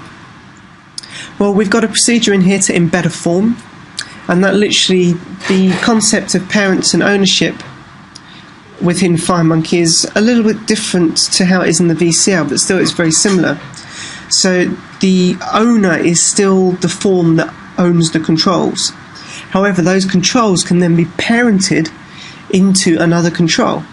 So we have a layer here that we create, and then within the layer we have a layout, and the layout has the controls it embedded into it. So we can see here the layout takes the controls from the form.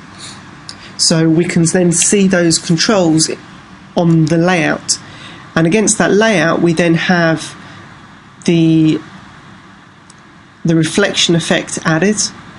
So then we get the nice reflection, and that reflection and the main layer, and the main layout are contained within the layer. So the layer is bigger than the layout, which allows for the reflection to fall underneath it. We're then also able to add the internal on mouse down events to capture when that has been selected, so we can move to that current position.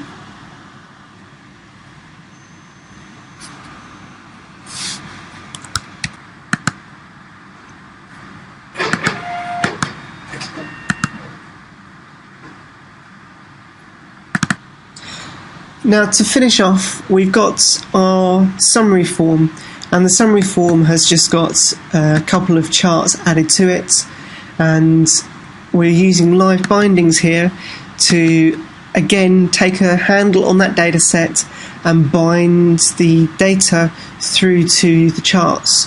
And using live bindings, we're able to get that real-time update in the same way that we would have with standard data aware controls. Because remember, the controls in FireMonkey are non-data aware. We actually use the live bindings to bind into them. But still, we're able to get some really good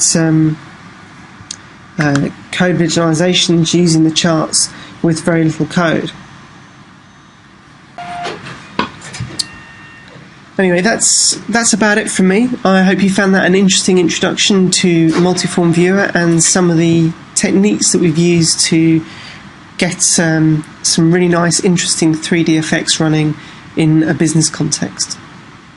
All right, next up is the wild guy from Moscow, Cephalov Leonov. He's our software consultant out of the Moscow office, and he loves FireMonkey, which you'll see. It'll become infectious. He has lots of things to show you in FireMonkey 2D or HD and 3D, and how you could do quite a bit without even any lines of code using FireMonkey. Hello, my name is Seva. I'm from Embarcadero. I've got something with you to share. I've been working with Delphi for years as a scientific software engineer. I did many projects from astrology to rocket science and space technology. I can program statistics and even external ballistics. Remember, my name is Seva. I'm shouting Delphi forever. Thank you for listening to my song, but my task at Embarcadero is to try FireMonkey and explain to the developers how to use it. One of my principal crash tests for Delphi XE2 and FireMonkey is to make a human-like animation, which looks quite complicated. 3D engine is vector-based, so you can easily scale without any coding. Let's have a look at the project to see how animation is made. This quite rich animation is made without any coding. You can see no lines of code in the path file. All the animation effects are concentrated in the form. It means that you can implement animation and combination of effects visually. Of course, this particular example called understanding of complicated animation, which is easy to learn. So if you want to reproduce such an example, you should create the proper hierarchy. This is based on the main principle of FireMonkey, which means that any visual object can include the child object, which can be also any object in FireMonkey. Let's have a look at the animation. No, I'm a bit crazy about animation and interpolation effects. Remember, there are some methods to play with and to select the most appropriate. It took me about 1 hour to make such a complicated animation. So the first crash test is passed with high performance, I mean my productivity. The first crash test was fully connected with the design time animation and the use of design time objects. The second one is quite opposite. Only some design time objects like source of lights. How did I invent this test? I just took the first object with some kind of animation. This animation is quite picturesque and stunning. You may also ask me this time, how long did it take me to make such a also interesting example? This task is purely algorithmic. You have a sufficient experience in programming Delphi with a rich algorithm application. You would say it's not the problem to code, it's a problem to invent the algorithm. Piece of advice: if you want to rotate many objects and do it effectively, please use the T-dummy object, which will be a parent for all the objects. So when you rotate the dummy object, you will rotate all the other child objects. All the cube is generated dynamically. The cube is 3D. We should use the 3 loops nested. Once again, T-dummy object is a parent for all the newly created primitives. The next crash test is as following. I'm inventing an interface metaphor and then try to implement using FireMonkey animation technique. When I was a 101 IT trainer, it was quite hard to explain what clipboard mean. This interface metaphor is quite effective. There is nothing special in this particular project. I'm just using a visual clipboard animated. With FireMonkey you can easily animate objects by setting the start and the stop positions, but quite frequently you may want to make more difficult animation. In this case you can use a path animation object. It was also a crash test for can FireMonkey do arbitrary animation. You can see that it's possible to generate the path by defining any particular point, and look that FireMonkey can do it not in robot style like breakdowns, but quite naturally. The next crash test is also for 2D metaphor. It's not really my idea. I picked up the metaphor from my photo camera. You're making pictures using your camera and then you can execute the post view of the images. Now I'm using fish facts pictures. Believe me, my photo camera does have like a mouse wheel. It's a small wheel and you can wind it. Of course, it was also not the crash test for FireMonkey, but for my productivity. Once again, how long did it take me to reproduce the already complicated metaphor? Once again, it's a matter of algorithmic thinking. We should only initialize the animation object properly and FireMonkey will do all the job for us. Look, the next position of a current object is the position of the previous image.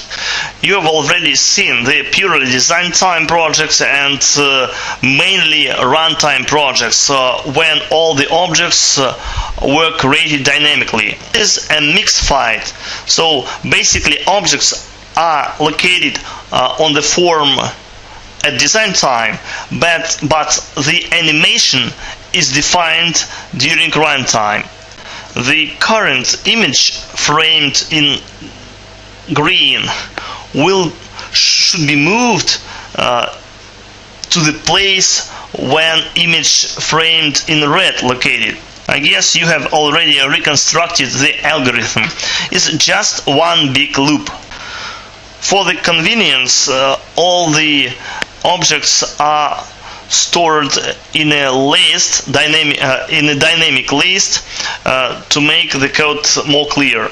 Funny thing occasionally discovered by me when testing the project: if you change the initial location of the pictures at design time, the application will continue working in a bit of funny way, but also quite stable and predictable.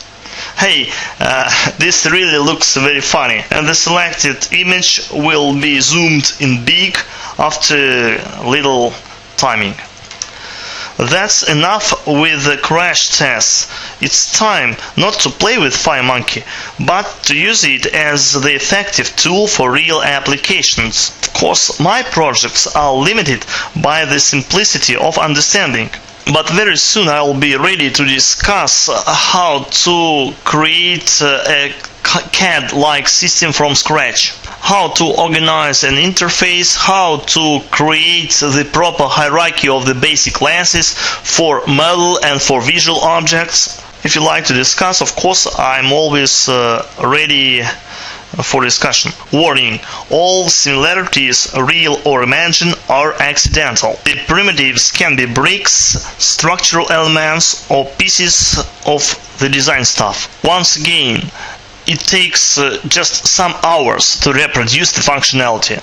And this quite simple functionality is enough to produce interesting models. And all over again, it's a very good crash test for FireMonkey engine. How powerful it is treating large number of 3D objects. Thank you very much for your attention and for joining us to celebrate Delphi anniversary. Thank you, David I, for inviting me to join the party. And next time you go to Russia, and if you need a wingman, remember, I'm your guy. So we have Andriano here in the studio, and that's Andriano's blog, andrianolanus.com/en for the English version. And he's going to be talking about FireMonkey 3D, and he's got a cool 3D text demo that he uses as part of his discussion of FireMonkey programming. Everyone, he's Andriano Lanus, and I'm here today to show you some of the 3D features that we have in FireMonkey. Also, how you can use some of the very basic techniques and controls that we have in FireMonkey to improve the user experience and look and feel of your application. Let's start looking this application in action. Okay, before we go through the code, I can run this application on 32-bit Windows, 64-bit Windows, or Mac OS X. I'm going to show first in 32-bit Windows, and then we're going to see on Mac. This application is a FireMonkey 3D text editor, and initially you can just drag here on the screen, use your mouse wheel to change how deep you wanted the object. You can rotate the object on the screen. And we add some dynamic to this application. So you can change the text, you can do whatever you want. So you see here there is this kind of corners. I can customize it, and I can show where I wanna the corners. In this case, I wanna on this both sides, one on the top, the one in the bottom. I can customize how depth I wanted the frame, how depth I wanted the text, and also I can start, for example, change the color of each part of my object. So you can see I can change here on the back as well. There is a component, the T-color component, which color panel component, which gives you this feature to select the color you want. So instead just to use color, you can define what kind of texture you want in this object. Let's say I want to use this image here, and also I can change the color. Since I'm using here cameras and light on this 3D object, you have these nice effects here. So I can add a texture on the left side. Let's say I want to use this one. So you see that's a little dark here. Let's change a little bit the color. And also you can define a text on the back. So in this case, I'm going to just define on the left and the front.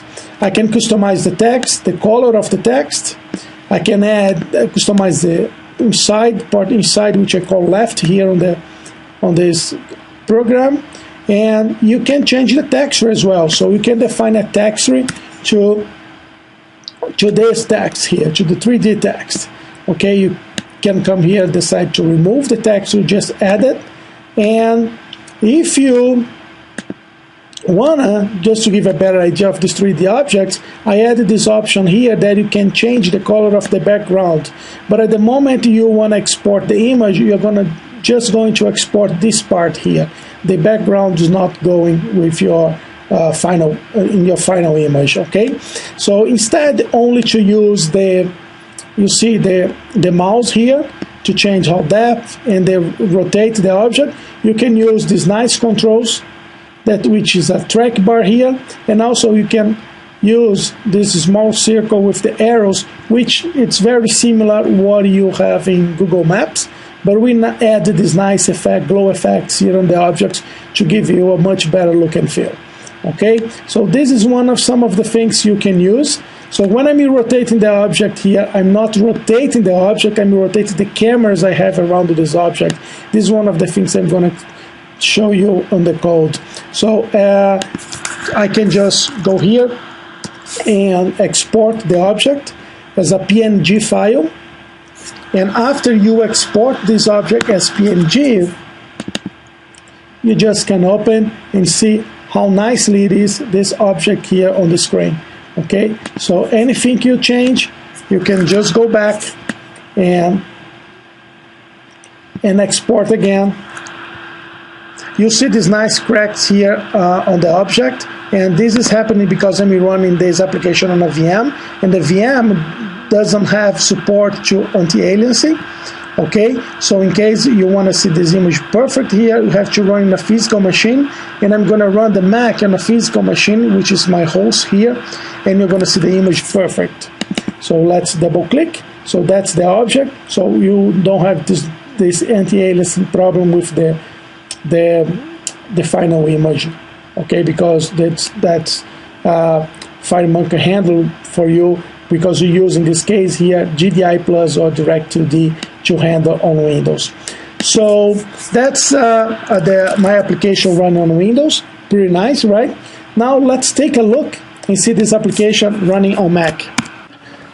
Let's take a look and run this application on Mac now. So I changed my target platform in the IDE to OS X, and just run. And the IDE is going to deploy the application on my Mac. So I already started. I have the application here running on Mac. Okay, so that's what you see. I'm going to change this application to this desktop where I have the platform assistant running. And here is my application. Okay, so you see this application nicely. I'm rotating here the object. I'm going to do the same I did before, so I can change it for Delphi. I can 3D text. You see, I can, for example, change what kind of corner I wanna. Okay, I can change the level of radius here. I can change how deep, depth I wanted the text.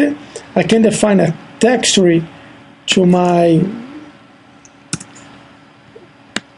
object here. Let's change the color. Let's add a left texture, which you have here.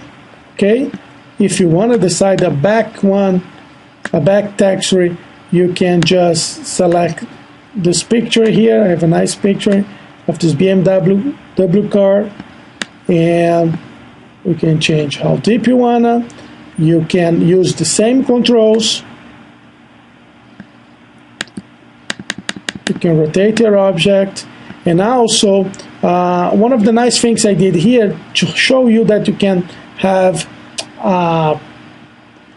360 view of this object. I added this animated button here. You click in the animate, and you see the animation going on your object to show the object in 360 degrees. So it's pretty nice. Okay, so I can change, and doing the same thing here, I can change as well the color for the 3D text, and I can export this object as user Andreano, and I'm gonna use the desktop.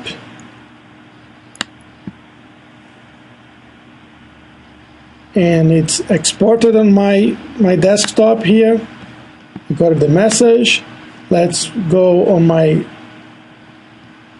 desktop and open this image. I have the image here. So that's the same image exported to a PNG file. So you see the transparent background in the image, the lights, everything applying to your application, but this time running on Mac. So the same application, one application on Windows, another one running on Mac. So you see things working the same here. Let's go back in the IDE and take a look how I created this application and learn some of the concepts on 3D. In FireMonkey, you can create HD application or 3D application. On the HD application, you can use the viewport component to handle 3D objects. In my case, since the primary goal for this application is to show a 3D text editor, I create this application using the 3D FireMonkey application template here when you create a project. When you do that, all of your forms is going to be 3D. So instead to descend of T-form, you're going to descend from T-form 3D, and it means all these applications going to be a very intensive use. Is going to do a very intensive use of GPU. So, and that's the major reason I created this application as a 3D application. In order to organize my components, I use a layer component first. Here I have the layer 3D on the left side, and in order to hold to the object, I use a layout, T-layout, and inside the T-layout, I have a bunch of components. I have a track bar, I have a rectangle with some checkbox.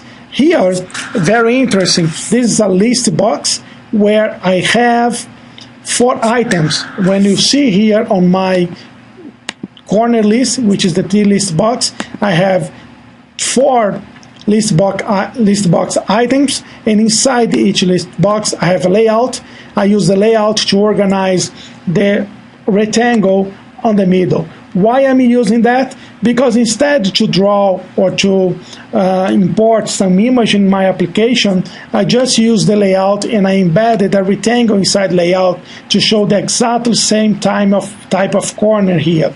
When I do that, let me just show you the rectangle component contain 4 types of corner. So bevel, inner line, inner round, and round.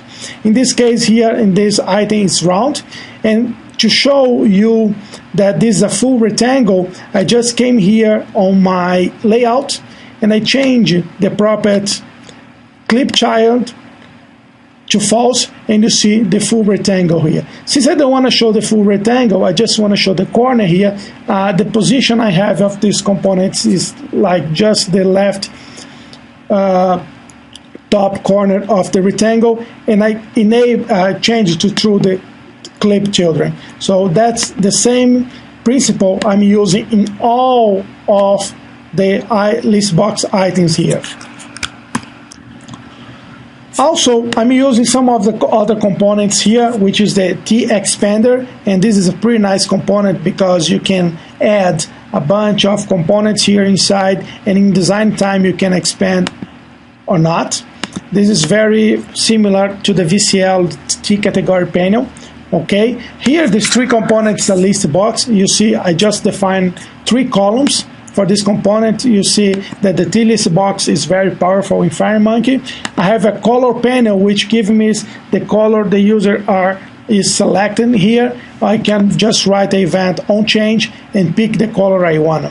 At this point here, I'm changing the color of the frame, and this color of the frame is pretty nice because I just change here, just change the property, one of the properties I wanted the rectangle, and the dot color here is the property I have to pick on the color panel to know what color the user selected. And beyond that, you see On the right side here, I have another layout, which I'm using, which is inside the layer 3D. And I aligned this layout to the right. And inside the T layout, you see that I have here two components, the track bar and the circle. Okay, the circle, when you look here in the structure panel, the circle has a glow effect, which I can disable as well. There's another effect here. I'm using two effects. Okay, and these two effects together give me, when I disable the effects, you'll see what's happening. This effect is just applying here into the layout navigator. When I apply this new one, it's going around my circle. You see that I have a circle component. Inside the circle component, I have a layout to organize all of my components inside this circle. And inside each circle, I have a button, a speed button. You see here, I have a speed button. And instead to draw an image and import an image inside, input the image inside the speed button, what I did here, I use path data to represent my arrow. So when I was building this application, I want to represent the Google Maps, and how I'm going to take the Google Maps arrows and put inside my application. What I did, I used this tool here, which is called Inkscape. And here you see, just let me show you here, the Google Maps navigator.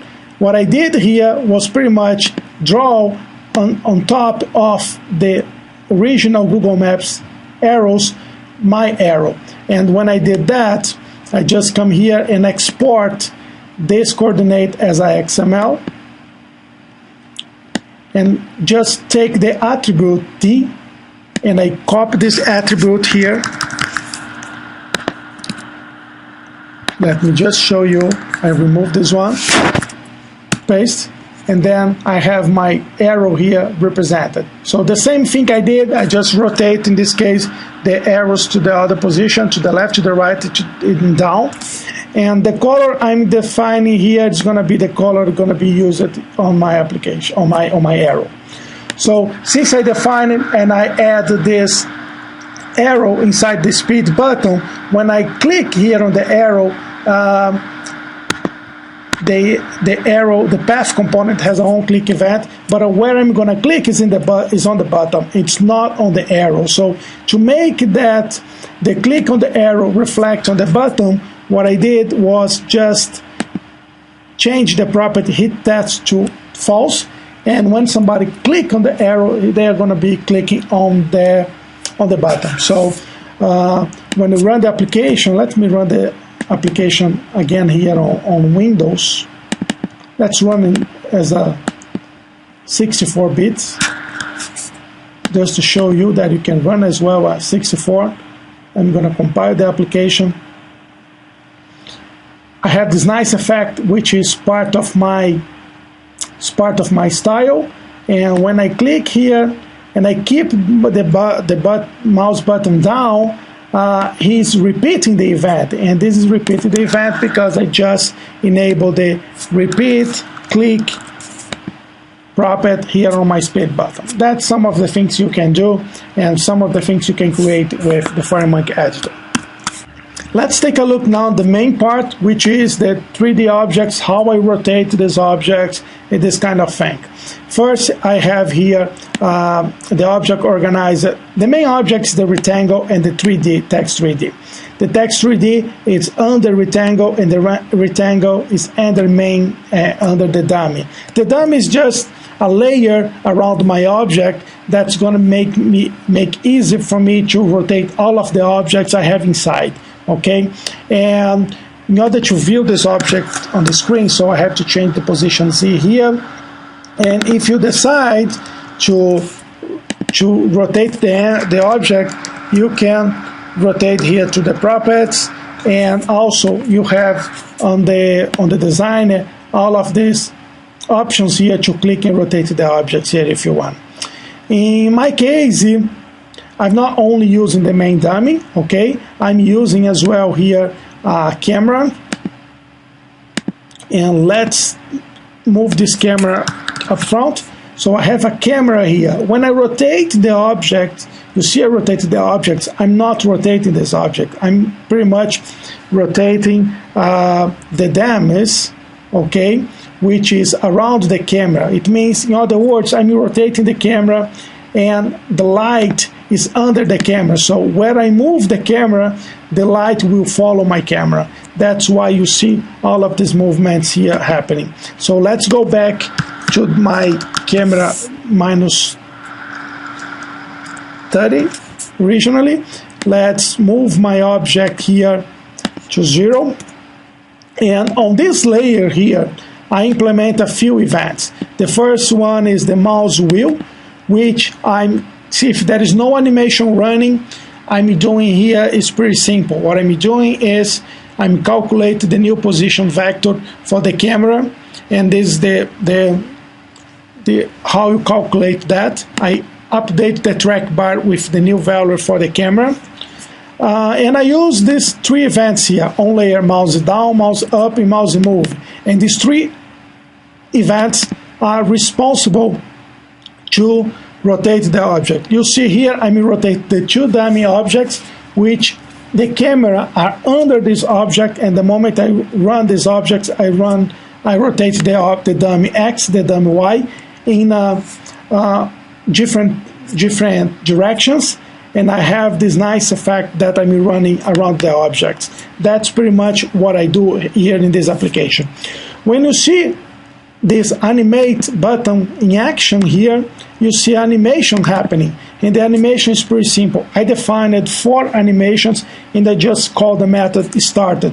And all of these animations, let me show you, it's here, it's under the dummy object, which is going to rotate. Like I said, you have the camera here under. At the moment I define these animations, you can see here 3 animations for the dummy X object, what property I want to animate it, what the value.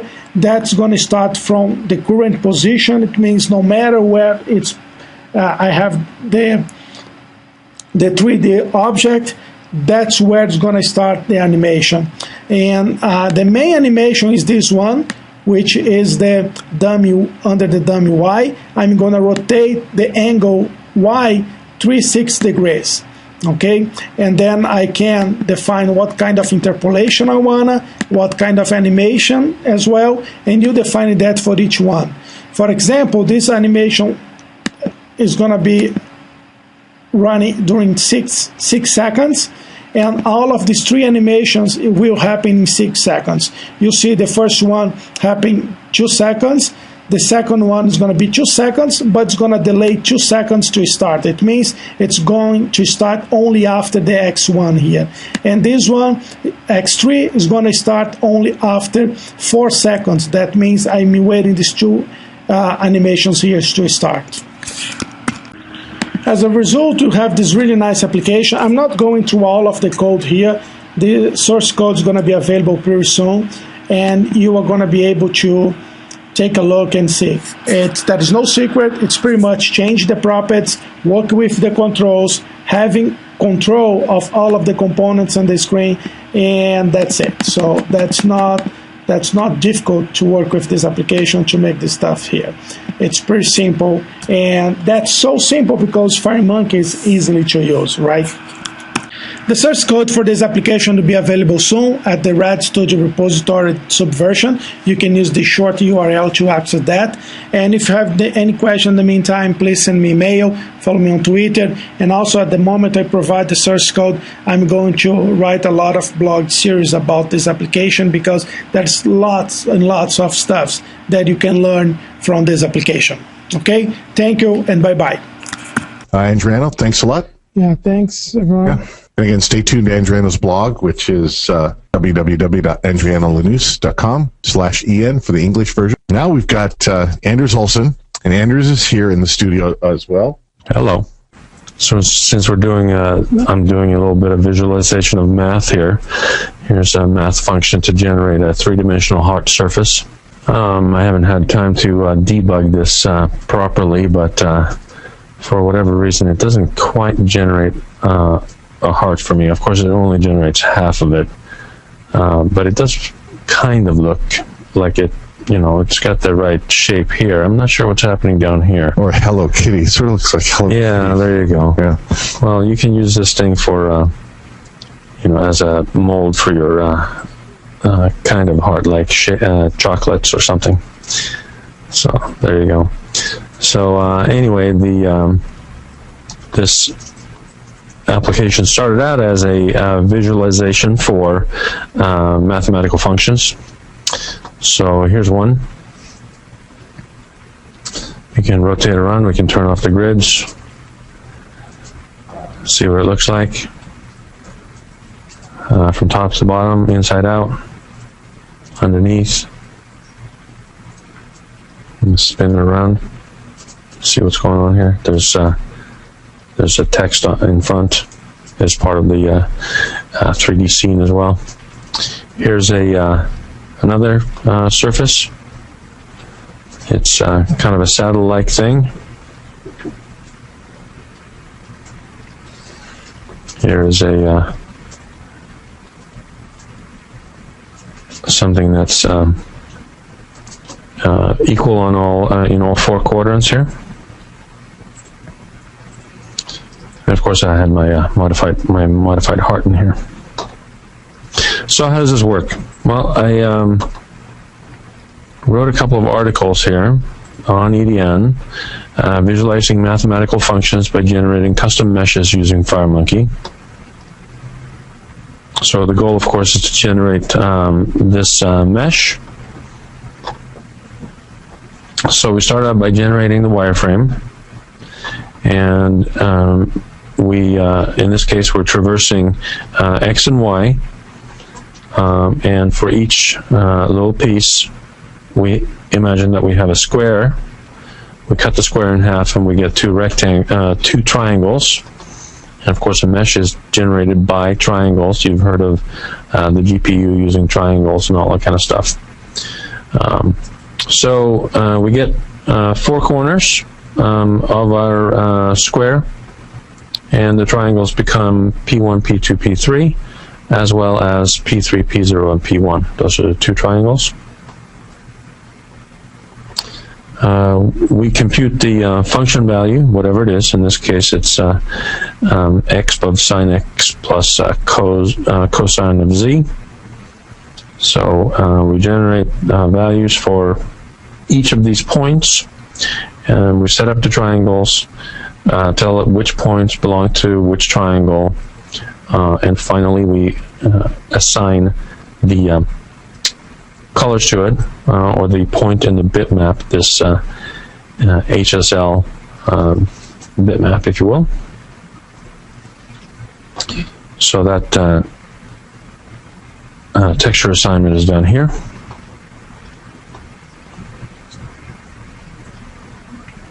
And the generation of the mesh itself, essentially, we're at a particular XY location, and we compute the, or actually in this case, XZ position.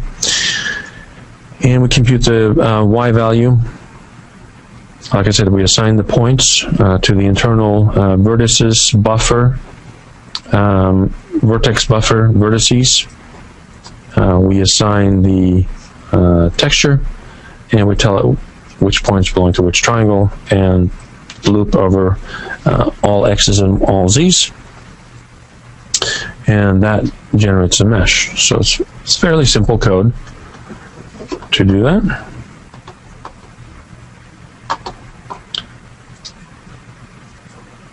Let me save this. I'll save it with the heart function there as well, so we can maybe debug that later. So let's go into now to something that's visualizing physics, in this case wave interference. So we have four different waves here. I can turn them on and off. Here's one. I can move the X and Y position of the center of the wave, or where it's oscillating and spreading from. We can change the amplitude.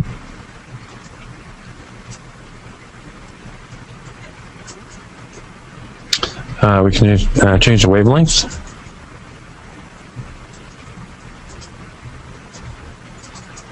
And we can change the velocity. And of course, when we combine multiple waves, we get interference patterns, as expected. We can turn on, give ourselves a headache here and turn on 4 different waves and do all kinds of interesting things to them. Changing the wavelength and the amplitude and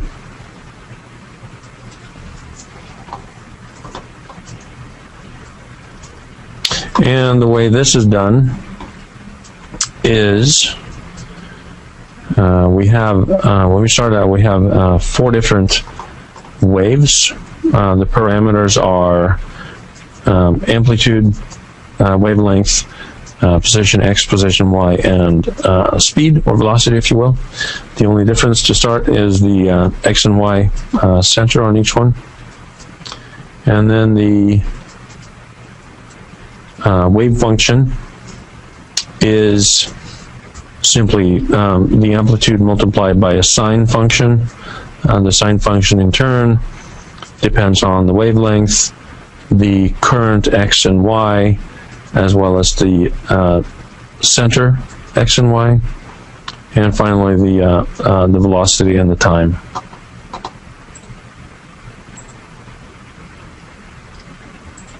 And this is generated the same way. We set up the vertex buffer and the index buffer of the tmesh.data structure. We compute values. So here's my f. This is the wave function. So I compute the value for each point, each of the 4 points in each square. Set up the triangles right here. You remember that P1, P2, P3, and P3, P0, P1. Those are the two triangles right here. This is the first one, this is the second one. We map the colors by simply assigning a color value in the HSL bitmap given the value. So it kind of looks like a rainbow, if you will. And then we simply iterate over time. So in this case, I'm incrementing by 0.1 and generating a new wave every time. So that article is also on the on EDN right here, and it goes into detail and explains what's going on. And both articles have links to the source code as well, right? Yeah. So look at the end. Yeah. The demo application is linked to here at the bottom. Same thing for the other one. It's got the demo application somewhere in here, right here. Yep. And then there's the 5 screenshots in here. Then, Anders, while you're in the IDE, you and I had talked about this. In my demo, I use the tmesh high-level data property where I pass ANSI strings because I'm loading them from a text blob in an interbase database. Yep. But in your case, you're using lower-level interfaces that are publicly available, right, to do your points and your vertices and color mapping. Yeah, so the tmesh right here in the if we just look in the designer has a data property. And then it has, under that, there's 4 properties: normals, points, texture coordinates, and triangle indices. So points tells you where the 4 points are, for instance, or, I mean, you can have multiple points, but you can have lots of points in here. And then under triangle indices, you would specify the indices of each one of those points in triplets to tell it which 3 points go with each triangle, right, as a text string. And those are ANSI strings, right? As an ANSI string, yeah. Yep. And similarly, you would do the same thing with the texture coordinates, and that would map to the material texture bitmap, which is what I'm doing in code as well. However, when you're dealing with 50 to 60,000 points that I have for each of the meshes here, this becomes very slow because it's, first of all, you're generating the strings, and then the tmesh class is just going to end up parsing those strings back to the internal structures anyway.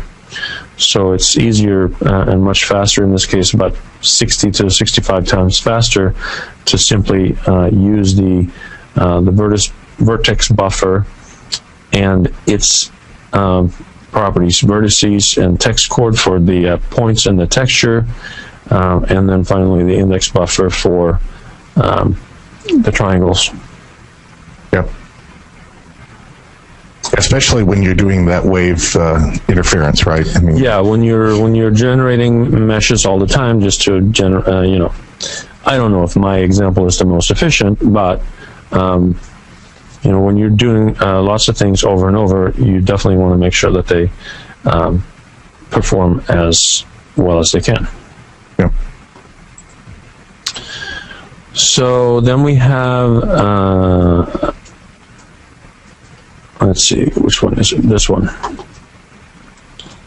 So this is my third article that I have on visualizing physics. In this case, it's a billiards table, or a pool table, if you will. So here we generate the textures of the pool balls, or the billiard balls as well. So here's an example of a texture for an 8-ball, and then what FireMonkey does is it wraps this around a spherical object, and it looks like an actual pool ball. And here you have you don't see the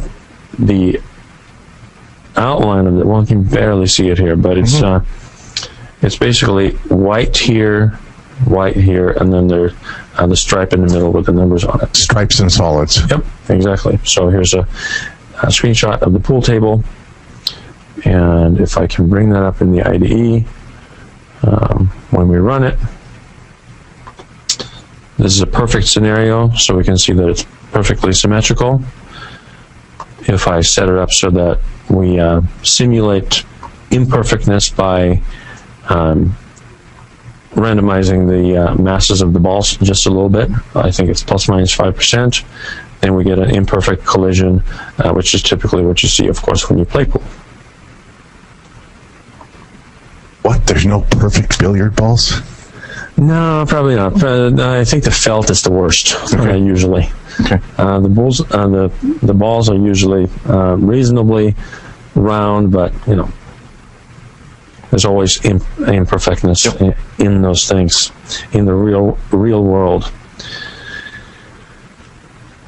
So much like Adriano uses the T-dummy, in order to be able to rotate independently around X, Y, and Z, what I'm doing is actually setting up a T-dummy inside of a T-dummy inside of a T-dummy, and then the ball object, the sphere itself, is inside of all those three dummies. And as you can see here, I'm also rotating the balls in the direction they're traveling, so that my texture actually looks like a real billiard ball. And that's done somewhere around here. Here's the collision detection. This is boundary bounces when it hits the rails. We simulate friction, so it actually ends at some point. I just take off 0.5% of each velocity every time. And here's the rotation logic for rotating the spheres in the direction of travel. And here's some kind of detection of when everything is reasonably still or slow. Then we say, okay, we're done. You can run again if you want. Let's run this on the Macintosh as well. Make sure I have Platform Assistant running. Go over here, run it on Mac OS 10. And here's now my pool table on the Macintosh.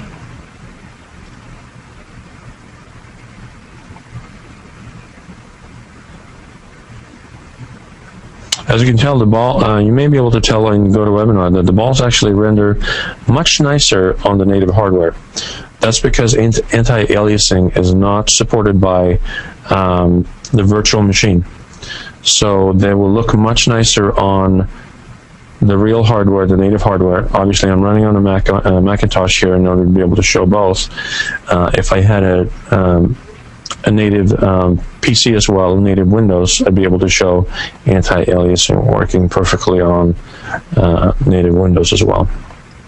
You've done your own sort of physics here. There's people might want to explore the Newton Dynamics library, which has a Delphi interface, which is a whole physics engine as well. Mm-hmm. Yeah. There's Newton something, and there's Box 2D, and those kind of things. I just figured I wanted to write some simple articles, and this is fairly simple. Shows a little bit how to do vector math.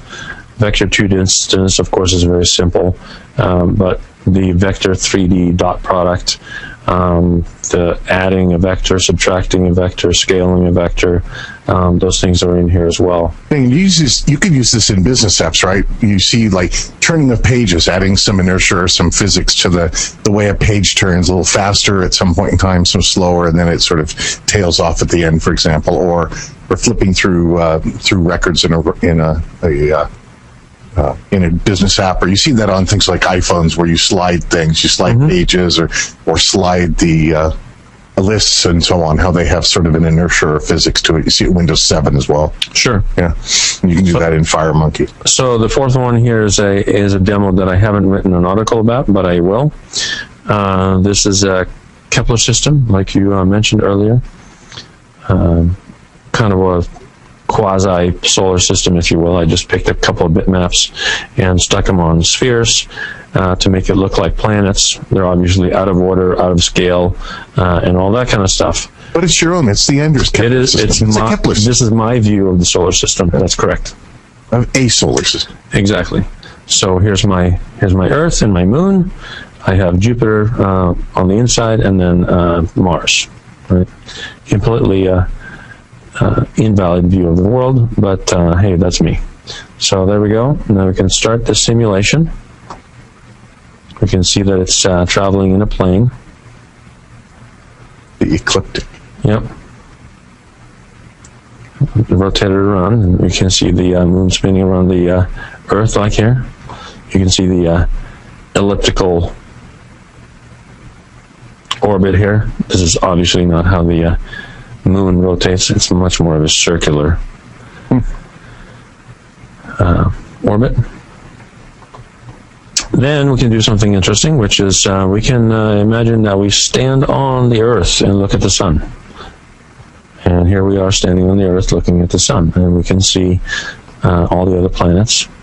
And you should be able to see it turn around and go backwards as we're turning around as well. And so T-Camera has a property to allow you to set its target. Is that right? Yeah, there's actually when I write this article, I'll actually blog about how to fix an issue. There's a target property that doesn't actually work properly, and I realized that when I tried to do this. So I fixed it. It's not going to be an update 4, unfortunately, but it'll be an update 5, hopefully. So here I can stand on the sun and look at the Earth instead, and watch the moon rotate. Oh, your feet must be burning. Yeah, I'm really hot right now. That's right. And there was a question earlier where somebody said, hey, FireMonkey looks like it'd be great for astronomical applications and simulations, and I mentioned the Kepler system demo that you have, so here it is. So the way this looks in code, what it looks like in code is fairly simple. We've got a planet class here somewhere, whether it's fixed or not. In this case, the sun is fixed. If I unfix the sun, it will actually move because it is real physics. the real Kepler equations, if you will. It's got a mass, a velocity, and acceleration is just used internally. I load a texture from a resource. You can see I have Earth JPEG, Jupiter JPEG, Mars JPEG in here.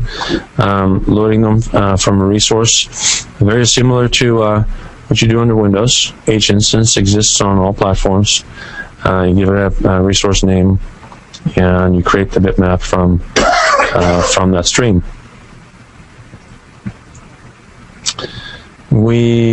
So here's an example of if we want to stand on the Earth, we just set the camera's parent to be one of the planets and the target to be another one of the planets, and then set the camera to be the Earth cam.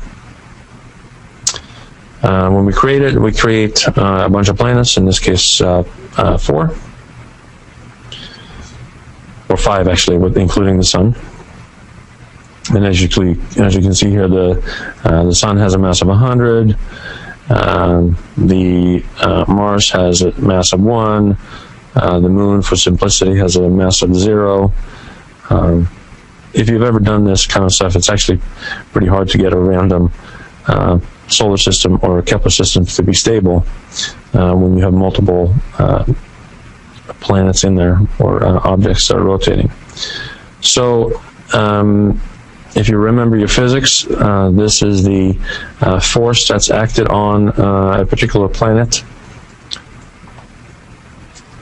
Depends on how far apart they are and what the masses are. So we can derive the acceleration for the first one like this, and for the second one like so. So here we're updating all the accelerations for all the planets. And then we update the velocities after all that's done, and finally we update the positions. And that's all there is to the physics in this demo, really. We had this discussion, I think it was a couple weeks ago now, about when you should use, or what are the impacts of doing an HD form versus a 3D form, right, Anders? Mm-hmm. I think you can take this Kepler demo, maybe if it's still there. Yeah, so let me find it. I have that pre-cooked because it takes recompiling and renaming and whatever. So, and then it'll bring up the task manager so you can look at the CPU impacts. Yep. So my gravity system is here.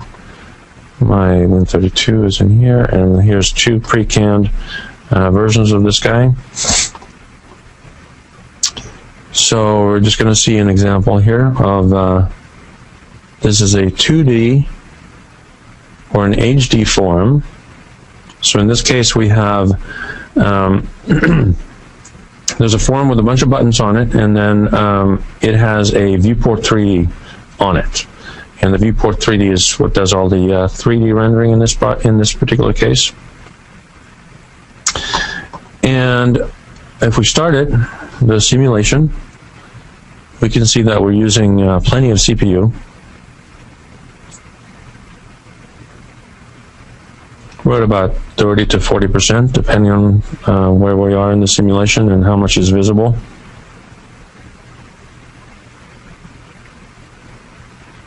Okay, so that is an HD version. The typical scenario for an HD application would be that you have your business application with grids and buttons and all that kind of stuff, list boxes and whatever, and you've got a small viewport 3D to show an item, for maybe instance. it's a parts assembly from an inventory. A screw or a bolt or a nut or or a plate or whatever product you have, right, in 3 dimensions. Picture of a fish. No, we don't do fish. We don't do fish anymore. I could have done fish instead of rotating around the sun, but that would have been kind of cheesy or very fishy, if you will. Yeah. So here's a 3D form. So if you look in the Delphi code, it's a T-form 3D as opposed to a T-form. Now all of a sudden, all the 3D rendering and all the 3D graphics is done on the GPU. So watch what happens if we start rotating here and run the simulation. If I stop moving the mouse, you'll see most of the time a big fat 0 as far as the CPU activity on my machine. So unfortunately, GPU Shark does not work in a VM, so I can't show you how busy the GPU is here. But if you put that microphone down by the computer, I don't know if your fan's on yet. One of the ways you'll know the GPU is working hard is you'll hear the It's fan running go a little on. hot, but I blame the sun in the middle here. Oh, okay. But you'll hear the fan go on, the GPU fan. That's true. Or the computer fan trying to suck the heat off the GPU. Yeah. But if you run it on native Windows or Macintosh and use a GPU monitoring tool like GPU Shark and there are other ones, it'll give you how many vertices it's processing, how hard the GPU is working. But again, using audio feedback, you'll hear the fan go on. Yep. And at some point, if you're throwing a lot of work at the GPU, depending on the quality of the GPU you have, it may be the gating factor of how much work can get done. Sure. And then get a faster GPU or get a Tesla card with like 1,000 GPUs on it, something like that from NVIDIA. And just to finish this off, I'd go back to the math visualization and show it on the iPad simulator here. So here's my 3D mesh on the iPad. But again, when you're done with all this, the grid lines, the choosing multiple formulas, all that stuff, there's no barrier to that working on iOS as well, right? No. You can do that here as well. Yeah. This is just one cut of the demo that you did. It was an earlier version of it, yeah. Yep. There's a question here, Anders. It says, if I want to create a kind of mist or smoke using a function in 3D space, is it possible to, is it possible not to fill and store arrays in memory? I'm not sure. This was Vladimir asking how to apply some kind of mist or smoke effect and using some kind of transparency, where you could see through it. In 3D space, in 3D, or on a two-dimensional image? Well, he's saying to a 3D, but I mean, there's opacity, which is transparency, right? Yeah, I suppose you could do that. Actually, we did that not too long ago. It was the webinar we had a while back. Let me. And Chris is mentioning put a mist in front of the camera. Put something that's, filling up parts of, pixels of the screen between the camera and the object. Yeah, I suppose what you were. It's the Vladimir question. That's what I was thinking about was setting the opacity, and in this case, you can get the opacity like this, right? So this is kind of giving you a mist effect. This is actually multiple colors being filtered here through the same line, if you will. Right, and you can go all the way down to 0. Not that you'll see anything, but 0.1 gives you that. Actually, that was I probably didn't hit enter. There we go. Point 1. Hit enter and run. And now it's really hard to see it, but you can still see. You can see a little bit of rainbow here, possibly. Yep. Can you see that in live meeting? Yeah. I mean, go to webinar. Yeah, absolutely. Yeah. Okay. And there's my Valentine's heart, almost invisible. Yep. So hopefully that answers the question. I haven't tried doing misting, if you will, or fog or whatever. And the team is looking at things like shadow effects that would track objects and other kinds of things, 3D sort of view. There's all sorts of graphic tricks you can play to make images look like they're hovering over a surface and so on. Anders did some of that on his iPhone as well. So depending on, because you have this, you've got the orientation, the accelerometer, so you can do things like pretending you're looking at a different angle by how you're moving the iPhone around. We don't have that kind of thing. You could do that with some kind of user interface controls. The accelerometer doesn't work on the simulator. Right. So that's really hard to show. Yeah. Alpha blend equals VCL divided by opacity equals FMX. I don't know. That was a Curtis posted a little comment. Alpha blend. Well, I mean, it's all T alpha color for the colors. And then opacity is a property, right? Yeah.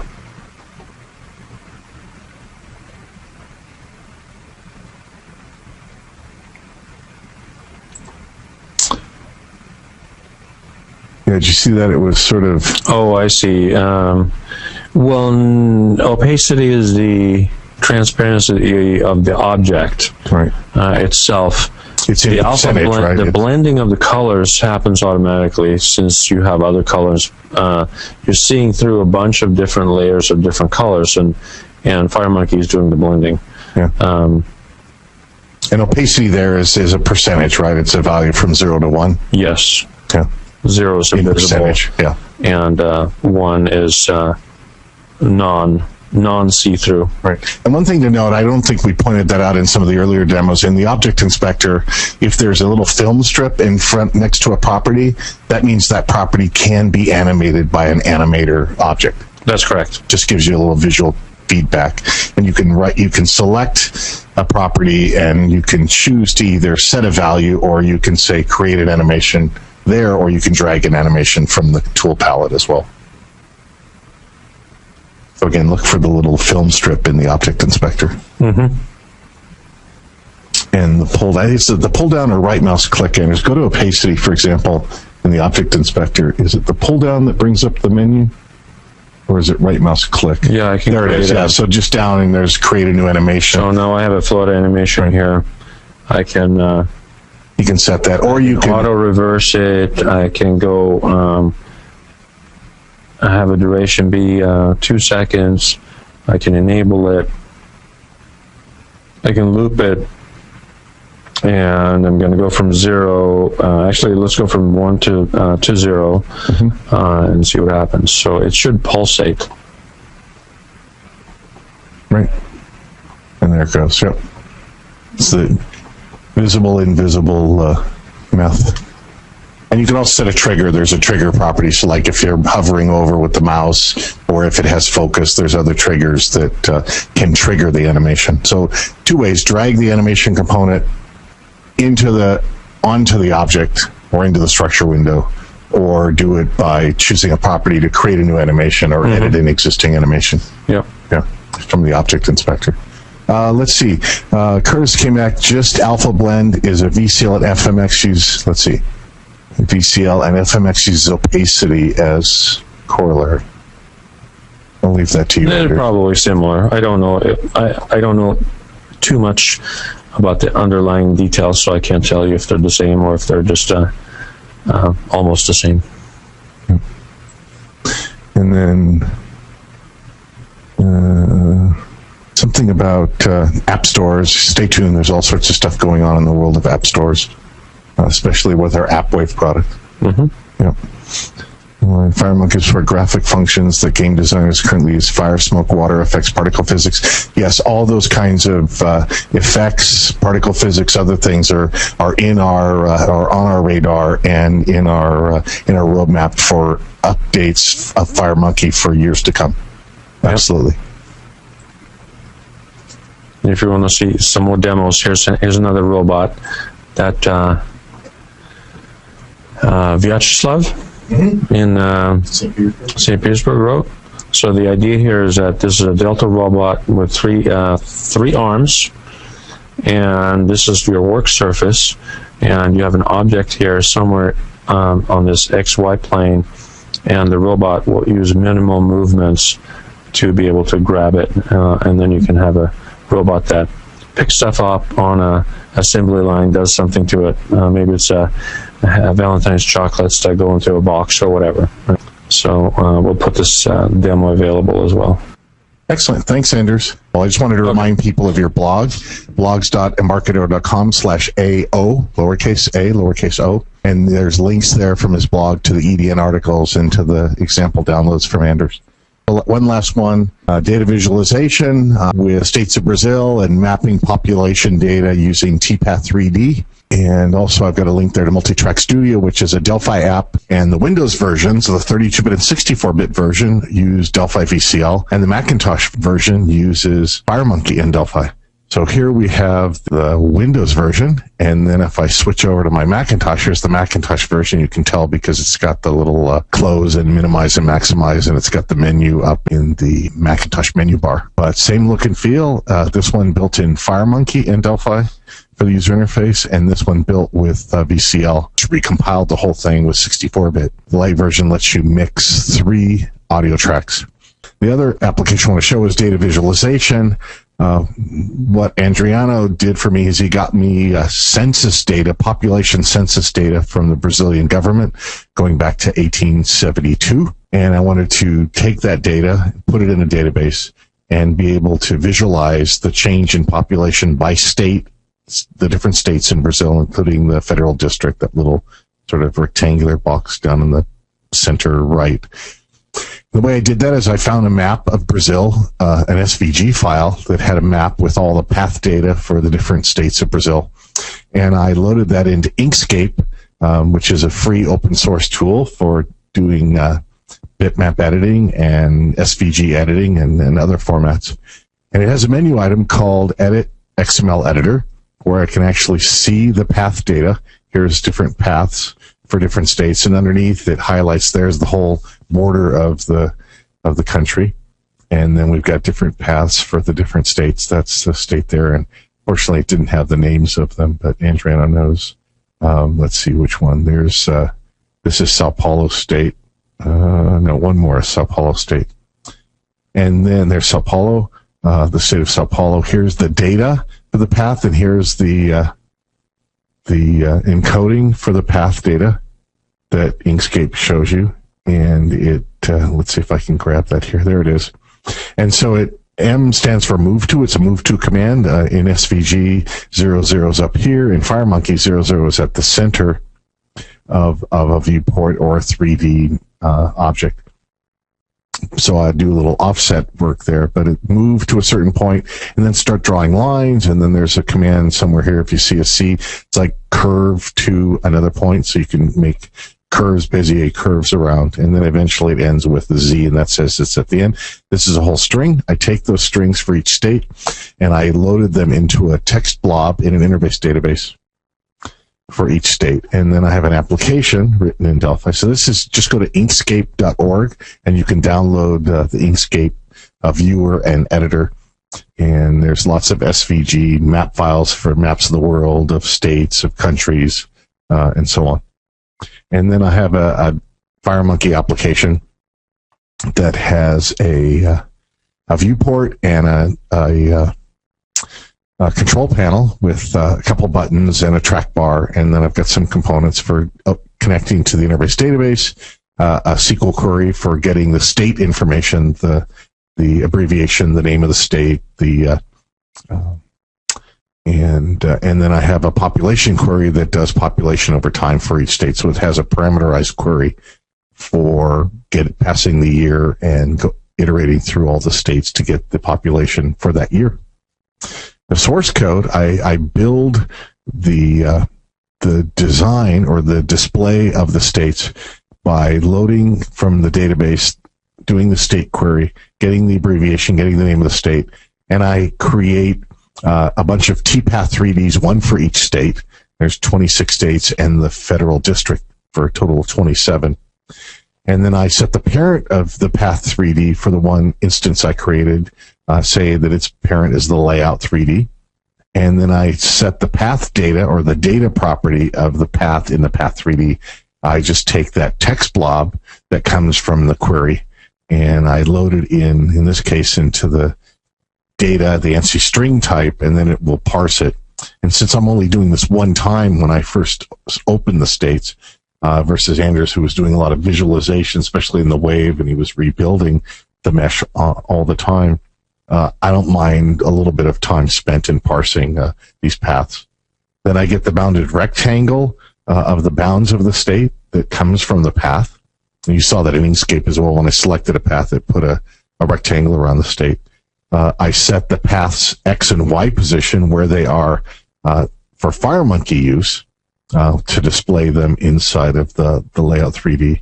And I also set the height and width of the path to be the bounded rectangle's height and width divided by a scaling constant, so I can scale the SVG map to fit my viewport versus its full size that it was designed when it was drawn in the SVG file.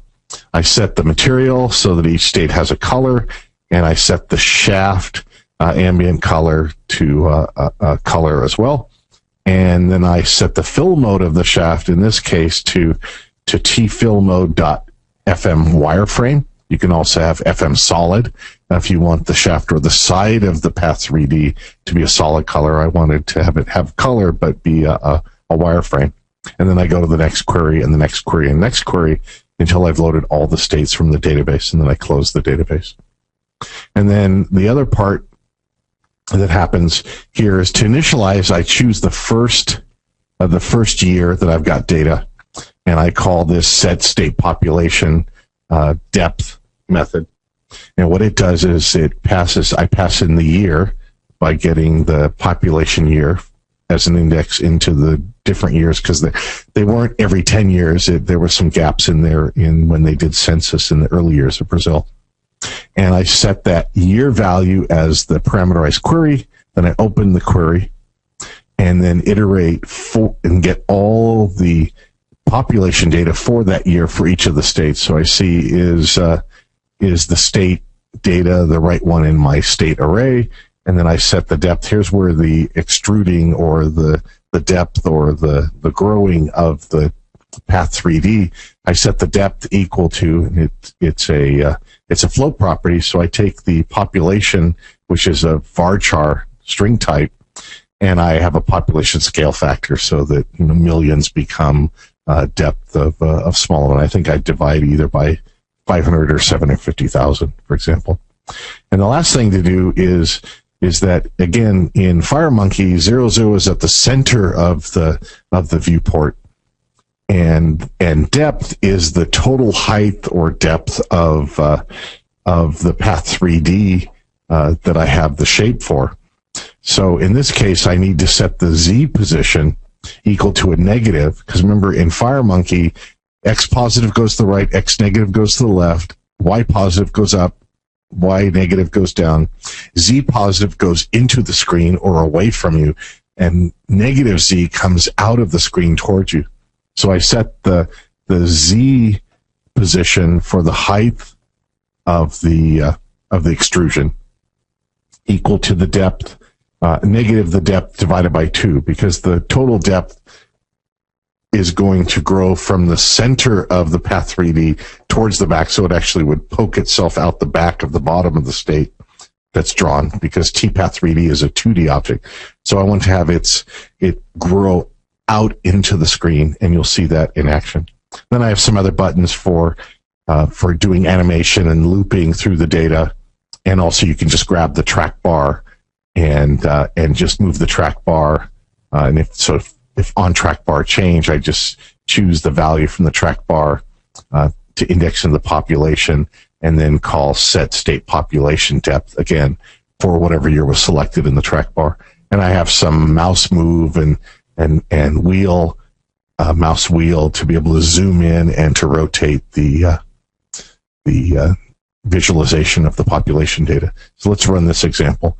Here I open the states. I've created now 27 tpath 3D instances and loaded the first round of data, which is from 1872. So you see the states there. You can see their shafts are wireframes. We can zoom in on them with the mouse wheel. I probably should set that to go faster or slower. And the mouse wheel move. There's the federal district and the different states. I kind of reset the camera as well.